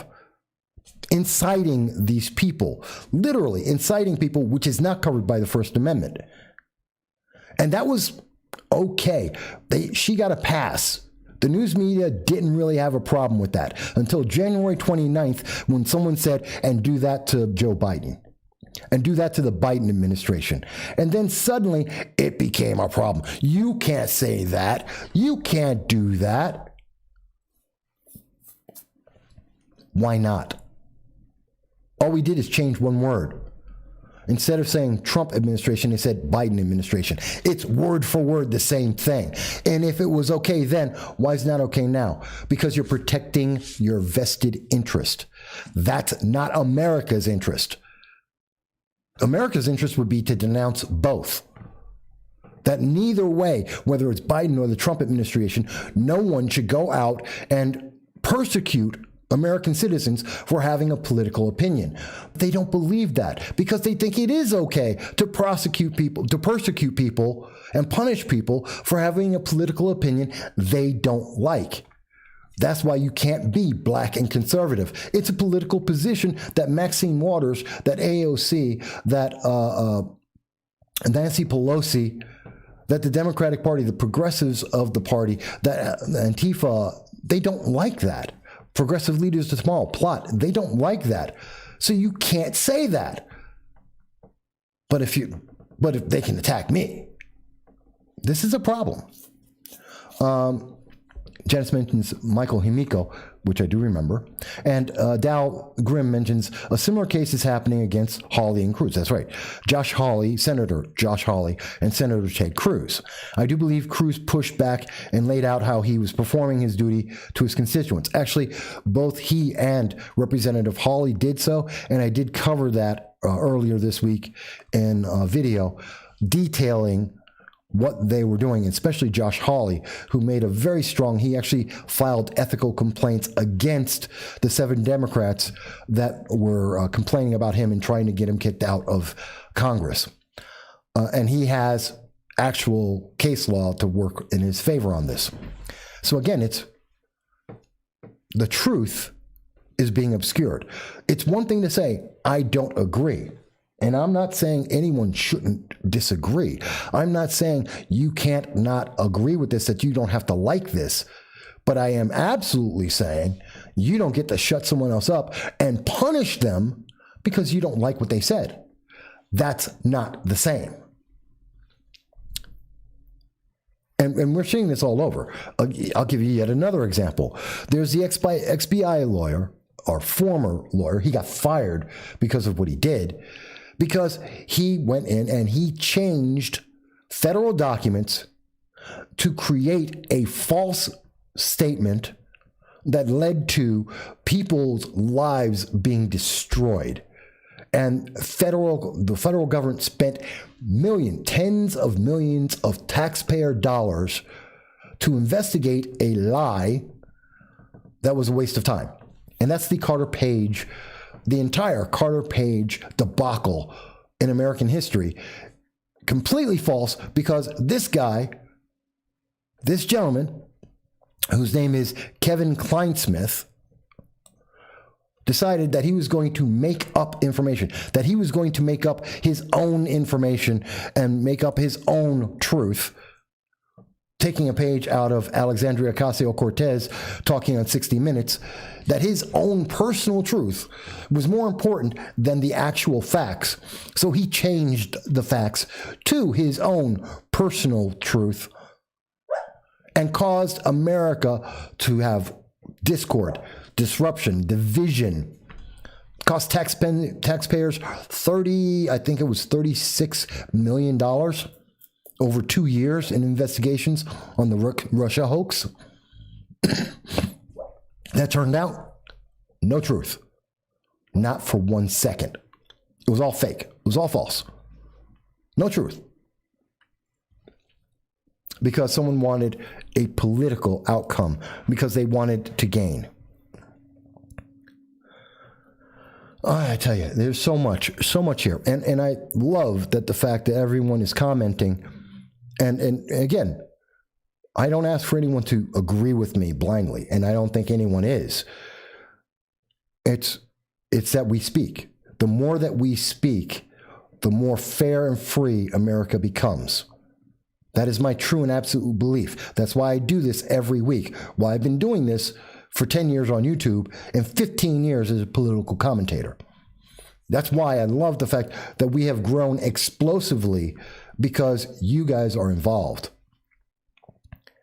You know, we heard about recently, there's a tension between Governor Cuomo and Chuck Schumer. Do you think it's because Governor Cuomo killed 12,000 people and then lied about it, hid the numbers? He deceived the public. That is unethical. That is a crime. He should be removed from office. He should be punished for the crime of lying to the public. A political cover-up for the purpose of protecting his political position. I would like to think that that's what Chuck Schumer was upset about, knowing the truth, knowing that 12,000 nursing home citizens, American citizens, family members of people in New York State and around the world were killed by the policies and actions of Governor Cuomo. And he's saying it's everyone else's fault but his own. Oh, no, I didn't do it. Wasn't me. What did he say? They died. That's it. He wants us to move on. That's it. Oh, well, oops, 12,000 people died. Oh, well, don't hold it on me. It's not my fault. It was Trump. It was Orange Man bad.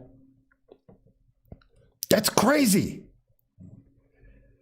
Where is, again, truth and darkness? That is the theme of this episode today when we're talking in this live stream. And this is darkness being put in there. The media is giving him a pass on admitting that not only did he kill the 12,000 people through his policies, but then he lied to the American public saying it didn't exist, it wasn't true, it was not a fact. How many times did he get on his daily program and say, that's not true? That didn't happen. Those numbers don't exist. How many times did he say that looking straight into a camera and telling people this? And it's not like he's Kirsten Gillibrand, who lied to the American people and said, hey, and on national TV, especially in New York, telling her constituents, don't worry, I'm not going to run for president, as she was actively running for president. And that's one lie. And okay, that's opportunism. I give you that. That's not going to hurt someone per se. But you know what does? When you kill 12,000 people, that's murder. That is, as Mary mentions, that's genocidal. 12,000 people? Yes. What if it was your parents? I mean, it's not like the health secretary, not health secretary, the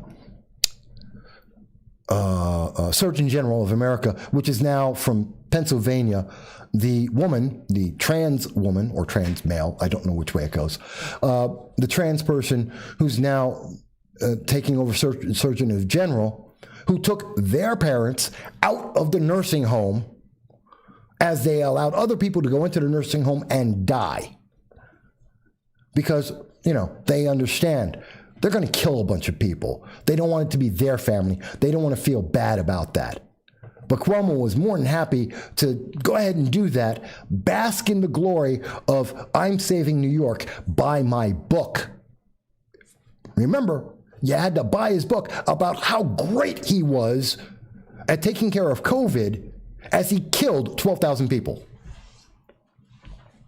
And if you think I'm wrong, if you think I'm overreacting, please explain to me how you feel if that was one of your family members in that 12,000. Would you say, gee, Mike, you're a little overly excited about that? Gee, Mike, cut him a break. They just died. Would you say that about your mom, your grandmother, your sister, your daughter? Would you say that? Because I don't think I would. Matter of fact, I know what would happen if it was my mother. I'd lose my mind. I'd be going berserk. And I would think that's a natural reaction for anyone to know that they killed your parents, your brothers, your sisters. Your kids. You'd lose your mind.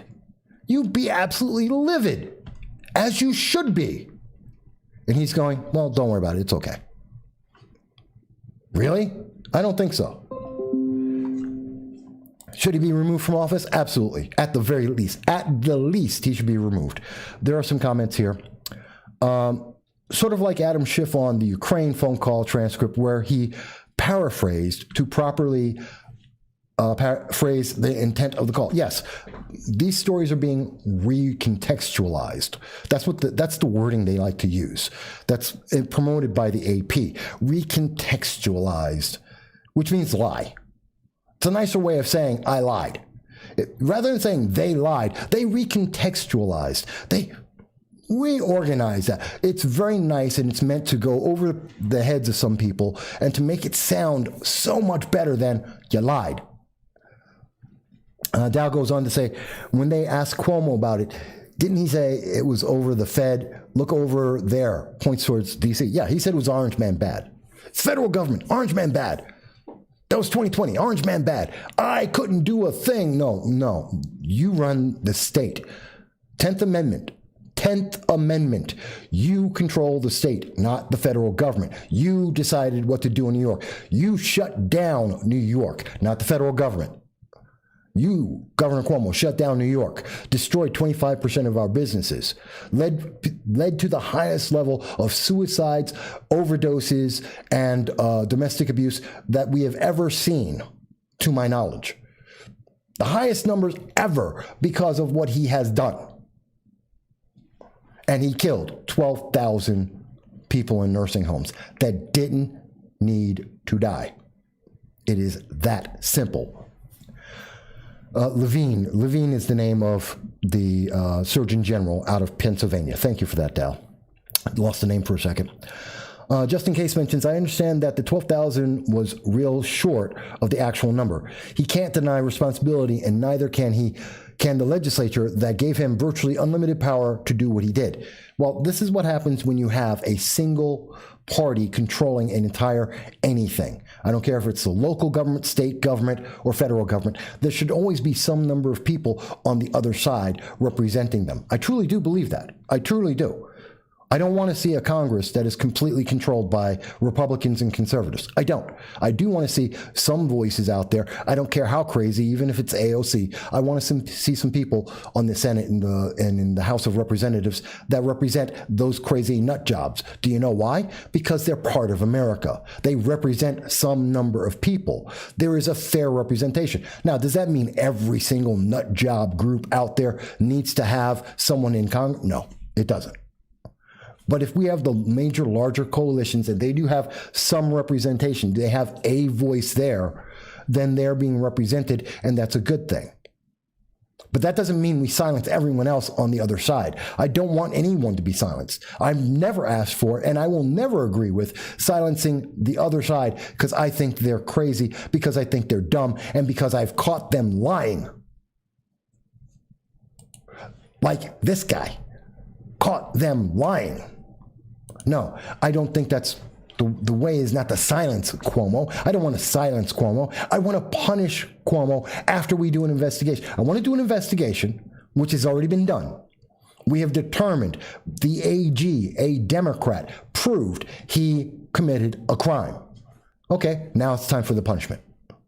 Now he gets kicked out of office, and potentially I want to see jail, because he destroyed the confidence of the American people in our government. And this is the problem we've been seeing since 2020. Democrats are consistently destroying the confidence of the American people in our system, whether it's elections or whether it's going out and voting, which is elections, or the transition of power and what they're doing with the power. How many executive orders has Joe Biden done so far? How many did he do? Well, I'll show you. I did a thing on that. Hang on. Here we go. Come on. Please. It's only 25 seconds. Fact-checking the fact-checkers. No one should call Joe Biden a dictator.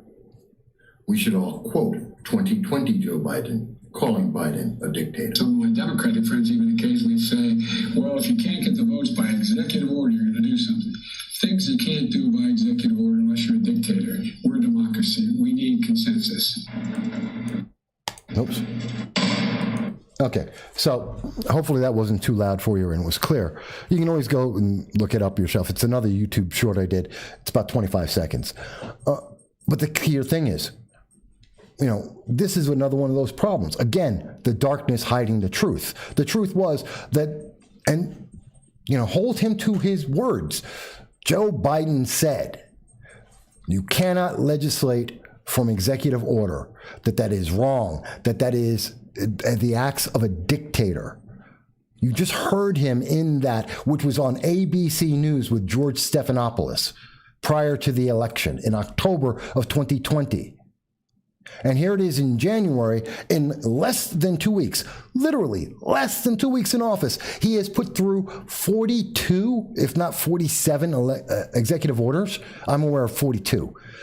42 executive orders. He has completely bypassed a Congress that is made up of Democrats. Democrats control the House of Representatives, the Senate, and the presidency, and he has completely thrown out the American people and our representatives, and he is going and legislating by executive order, bypassing Congress, denying the American people any voice, any thought, anything about this. This is the acts of a dictator, and he expects to be applauded for that. He's waiting for us to jump up and go, "Oh, thank you so much, Joe Biden, you criminal."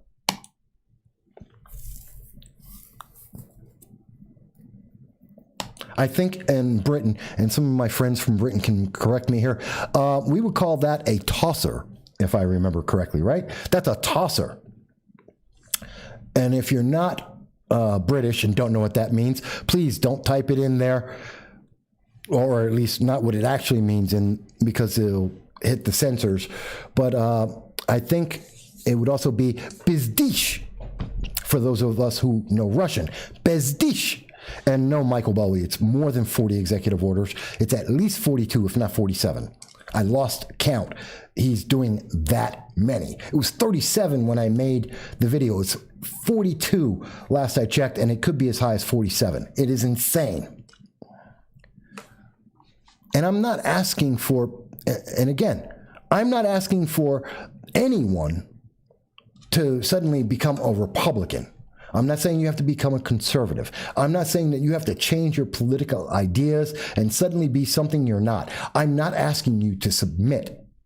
And in fact, as far as I can check, I really haven't heard the Republicans or conservatives out there on Facebook, YouTube, Twitter, social media, and in the government, I haven't heard any of them say, you have to become one of us. What we have said is, we have a voice, and what you're doing is breaking the system, taking away all of our confidence in the system. And if we have no confidence in our government, you don't have a government. I mean, does that make sense? Am I wrong in that? If we don't believe in the system, if we don't believe the system is fair and true, then you don't have a system. You have a dictatorship. You have an authoritarianism. You have something that where it's being passed down the line. And this is being cheered. That terrifies me. That people are cheering it. And I know that this is something that YouTube, Facebook, Twitter, they hate when I talk like this because they don't want you to think. And that's why I see the disruptions, because they don't want you to have this conversation. They don't want you to think about this idea. So, and by the way, if you thought I was making up, and when I did that little short video there, yeah, that comes from, we already have The Hill. Here's the video on it. And in case you really wonder, this is the full clip. Again, I link it for you, but I'm also linking it here so you can see. This is the full clip. George Stephanopoulos, Joe Biden on ABC News. It was a live event, your voice, your vote. Joe Biden saying this in October. So I'm not making stuff up. And of course, there's the Black Lives Matter Nobel Peace Prize, which I don't understand that.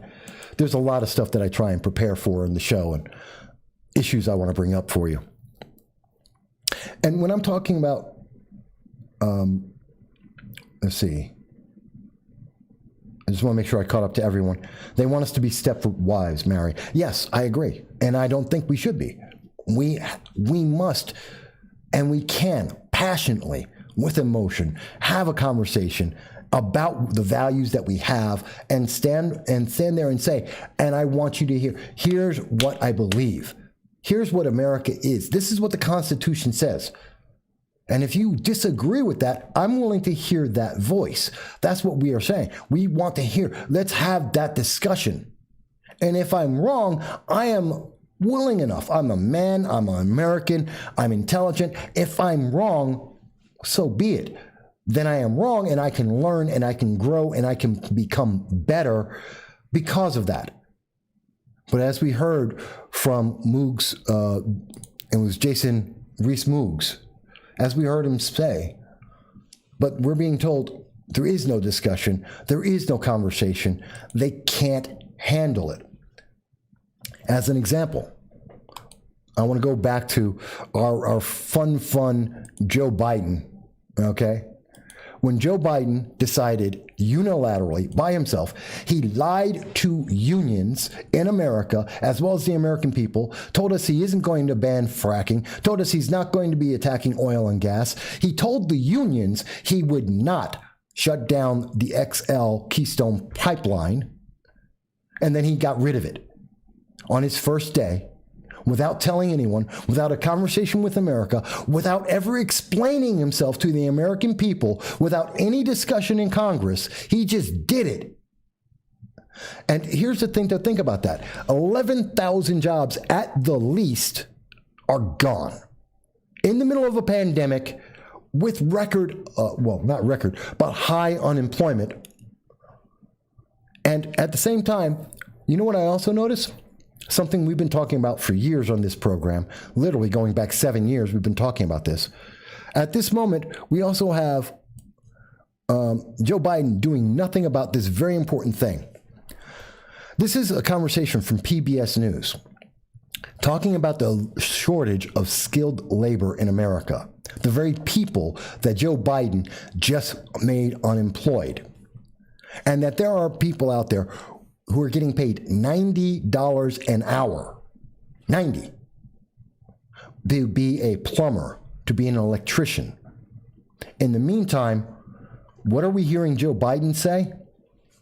Especially to people like XL pipeline workers? Oh, go code. Learn how to code.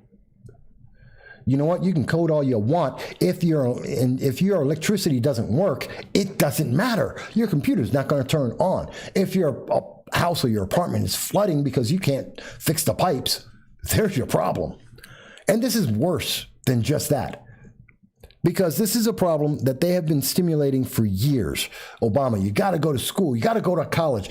Forget about working with your hands. Forget about having skilled labor. You got to go to school. You got to become a programmer, something with the internet, to the point that we have kids now that hire people forever. They don't know how to do any handiwork.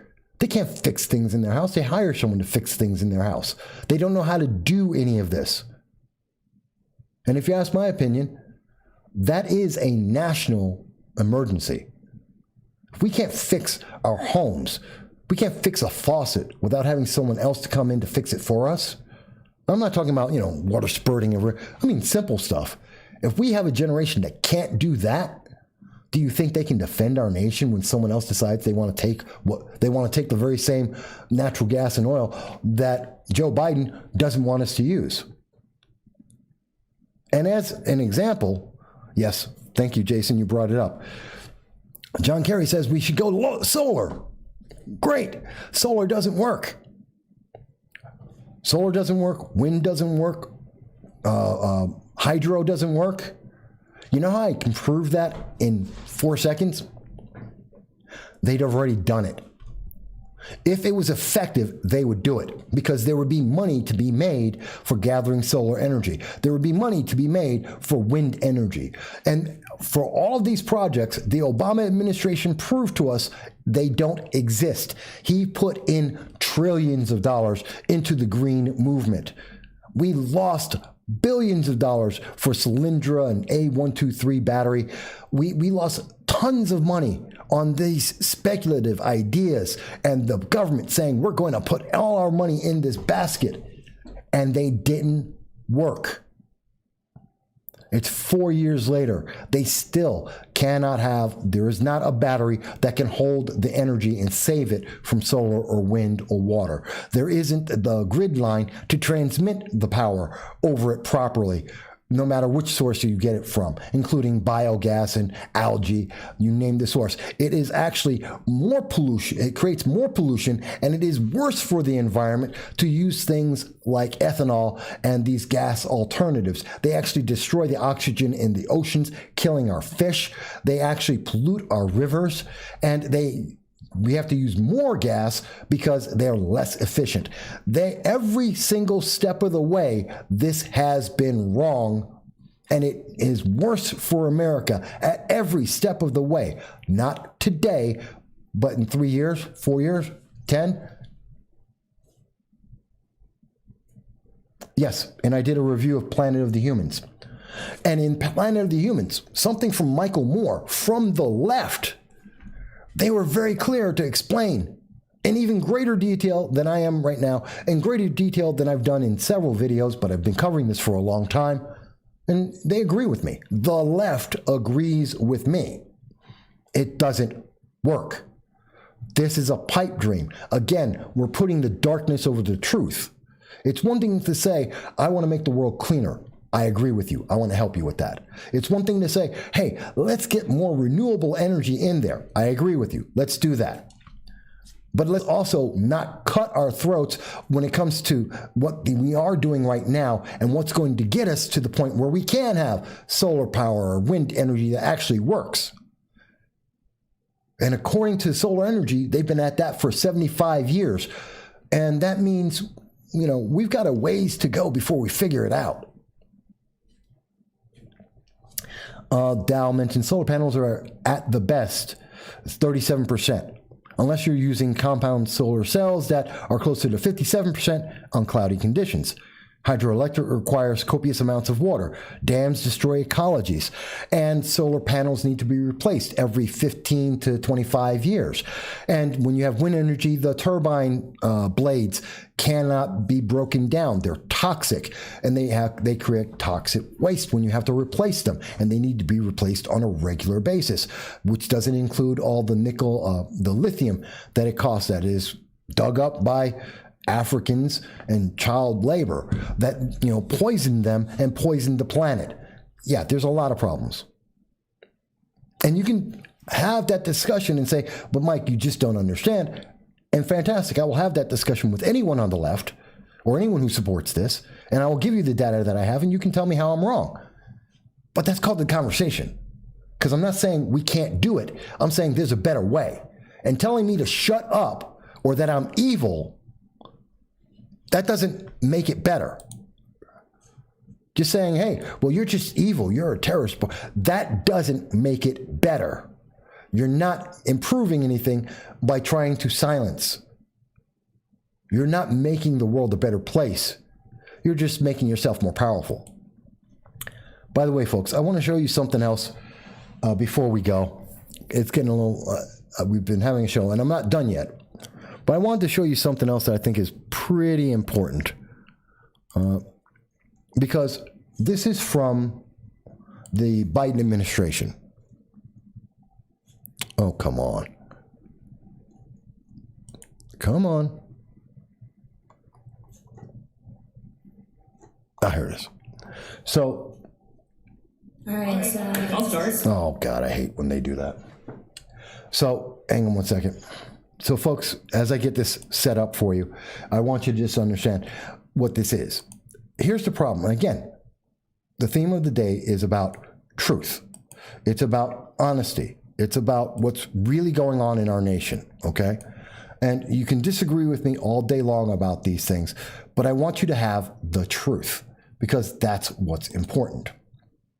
So there is a video here I'm about to show you, which is how badly the news media, how badly the Biden administration is, and showing the American people what is honestly and actually going on. Okay? Because I'm going to show you, this is a conversation between the speaker, the president's speaker here,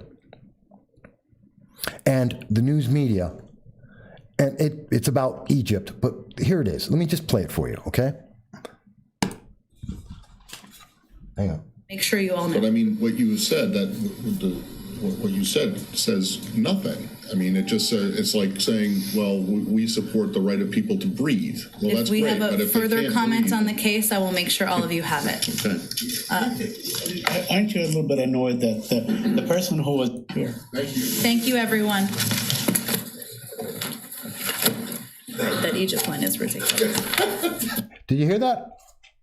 And please go into the description after we're done, and you're going to be able to see this for yourself. This is the spokeswoman for the for the United States government, Jen Psaki, and she's caught on the hot mic saying that her own description, her conversation with the world, with the news media, the American people, is just crap. She's laughing about it. Yeah, that it's a stupid answer because all she said is, you know what, life is good. This is the problem. And we're not calling these people out on these things. And again, you don't have to agree with me to agree that we have a problem. You can be the most liberal person you want to be. You want to be a progressive, you want to be a socialist, you want to be Alexandria Ocasio-Cortez or Bernie Sanders, go for it. That doesn't take away from the fact that we have a very present, clear problem where the truth is being obscured by the darkness. And that darkness has one purpose, which is to take power away from the American people and put it into a handful of people who don't really care about us. And they don't care about the globe. They just care about their power. And this is dangerous for the entire world. Yes, and she'll circle back to it. But it's worse than her just circling back. She admits that this was a joke, that she was literally saying nothing. She used a bunch of word salad to say nothing. And this is happening with not just a conversation about Egypt, but this is happening in conversations about everything. Because we haven't had a conversation with Joe Biden about the 40-some odd executive orders that he has passed. We haven't had a conversation about the consequences of what he has done so far. We haven't even had even the news media won't even highlight the fact that we've sent more troops, 30% more troops into Syria. We can't even get an answer on that. Maybe it's the best thing we could possibly do. Maybe it's the worst thing that we're doing. I don't know, because the government won't even tell me that it happened. I have to go to other countries. And if you've noticed, I do pay attention to what's going on the BBC, in Australia, Israel, in Canada. I pay attention to international news. And if I didn't, I would have no idea what's going on in my own country. Because just like when it comes down to telling me about the fact that the racism in a community in America didn't happen, it doesn't exist. I can't count on my local news media to tell me that. I can't count on my national news media to tell me what's happening with my own government. I don't care what partisan seat you have on the aisle, or even the fact that you don't. How can you tell me that that doesn't concern you?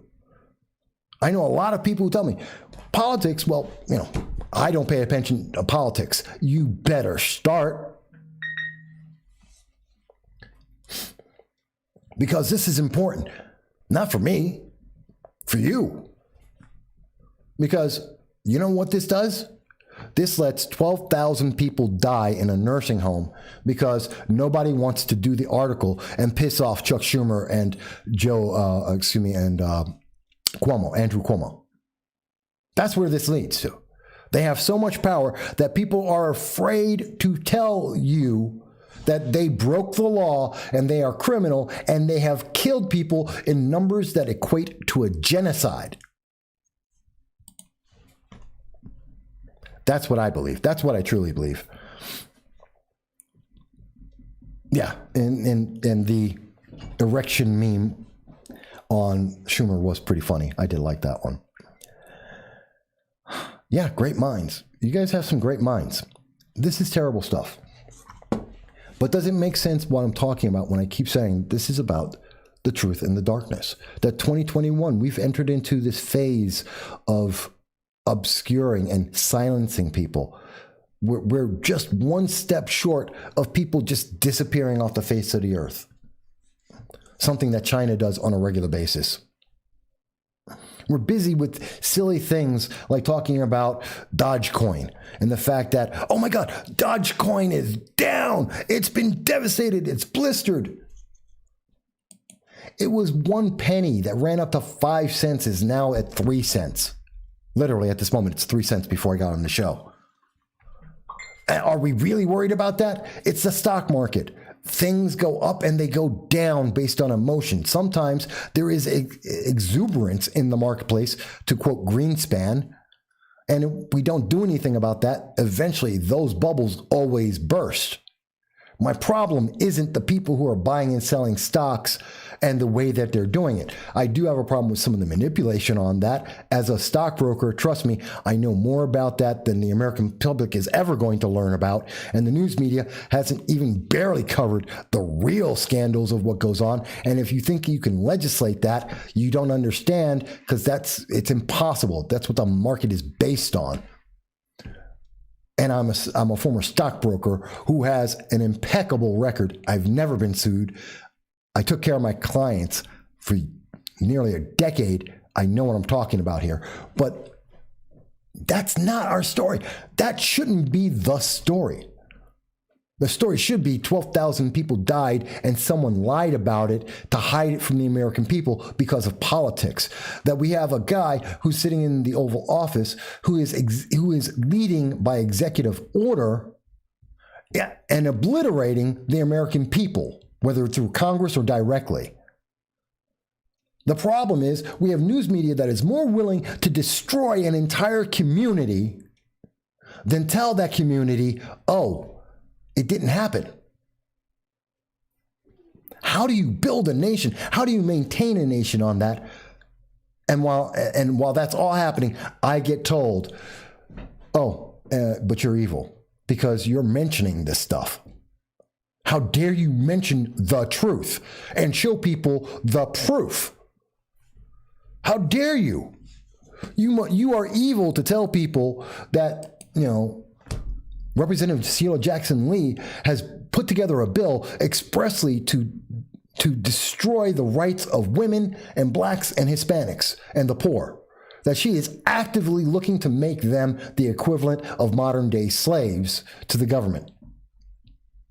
How dare you say something like that? No. Please understand, like Jacob Rees-Mogg has said, we're the left. We're going to silence you because we don't have an argument to tell you why you're wrong. Rather than do that, we're just going to tell you you're evil and stop you from speaking. That's terrifying.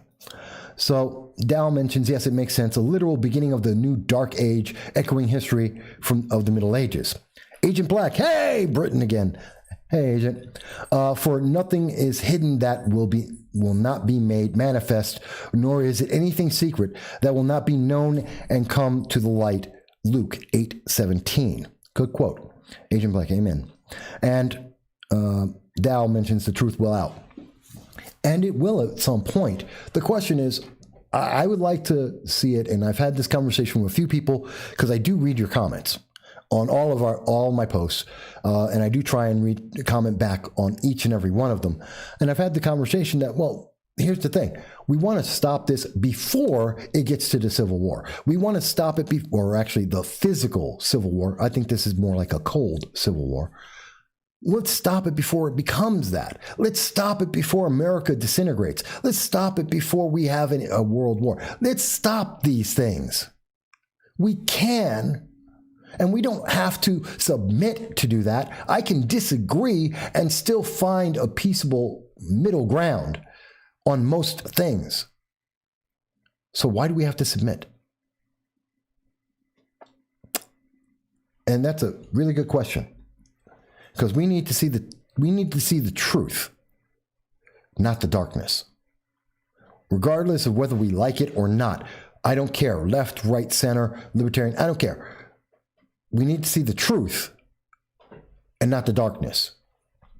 And you have to understand, your personal feeling has zero to do with the truth, because there is no such thing as my truth. That doesn't exist. That's your opinion. Truth is a fact. It exists whether you like it or not, whether it feels good or not. That is truth. And we need to see the truth and talk about the truth and have an honest discussion about the truth freely without internet overlords impeding on this, so that we can make a better nation for all of us going forward, rather than setting up ways to divide ourselves and destroy our own nation. That's my opinion. That's what I believe. You don't have to agree with me. You can tell me, Mike, you just got it wrong. I don't think you know what you're talking about. But every Sunday at 2:30 p.m., we do this. And by the way, please continue to share this. Do subscribe. Let more people know. The more you subscribe, and I know 75% of people who watch this, wow, screen just went crazy. I know 75% of people who watch any of my videos, they're not subscribers. But the more people who subscribe, the more that YouTube is willing to send this out and let it gets out in the algorithms and reaches more people. And then we have more of a discussion, and that makes our nation that much better. We have the best nation when the most people are speaking and coming to a consensus. So every time you subscribe, it matters. It makes a big difference, and I thank you for that. I do thank you for those who have joined us. We've had explosive growth, and I appreciate it. You guys are wonderful. Let me finish up here with Dow mentions the original whistleblower and on the Cuomo numbers said that the numbers are actually a conservative estimate by the New York Justice Department and is more like 50% more. I do not doubt that if we heard the lie, if we know 12,000 and we know that was being hidden, I have no doubt that it could be higher. We just have to guess. But whether it's 25,000, 100,000, whether it's, and I know it's not 100,000, but my point is, no matter what the number is, it's still the same thing. It's a crime. It's an ethics violation, and it's a crime, and it needs to be punished. Dow mentions it was covered on the January 30th broadcast of the Mark Levine show. I didn't hear that. I haven't heard Mark Levine in a little while. Mark Levin, excuse me. And I made the same mistake. It's Levin. Mark is a incredibly intelligent man who has wonderful resources, far, far beyond anything I can do. I don't doubt his research. So if he's saying that, I believe him. Obviously, we do our own homework as well, but he has far better resources. But the truth is, whether it's 25,000 or 12,000, it's the same lie. It's the same murder. It's the same problem that needs to be punished. All right, so we've been on for an hour and 20 minutes. Wow. And my voice is a little tired. Let me give it 4 minutes. 4 minutes. And then we're going to be done for today. 3 minutes, actually. So we'll do 225. So in the next 3 minutes, let me say, one, I love and appreciate all of you, everywhere in the world.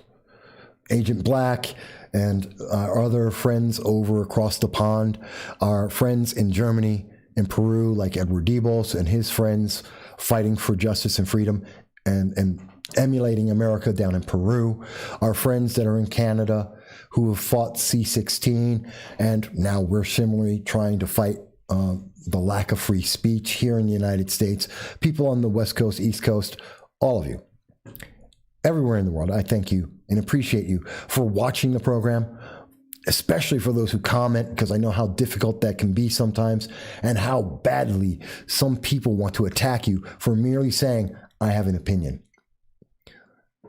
Let me say it again. No one in America should ever be told, because of their race or gender, sexual preference, that they must be something or they can't be something. And we would all agree. No one would ever tell you, you can't do that because you are black or Hispanic or white or gay or straight or a woman or a man. And that means politics too. That means the things that help affect us all in creating laws and enforcing laws. And we got to remember that, because that counts as much as everything else. Yes, you want to have sports that are honest and clean and fair, and you want to be able to enjoy them. And if you don't have politics that are in the same exact manner, you'll never have the sports, because they'll take that away from you too. I've referred to him several times today. I'm going to refer to him again. Jacob Rees-Mogg from Britain has done a wonderful thing explaining in just a few seconds.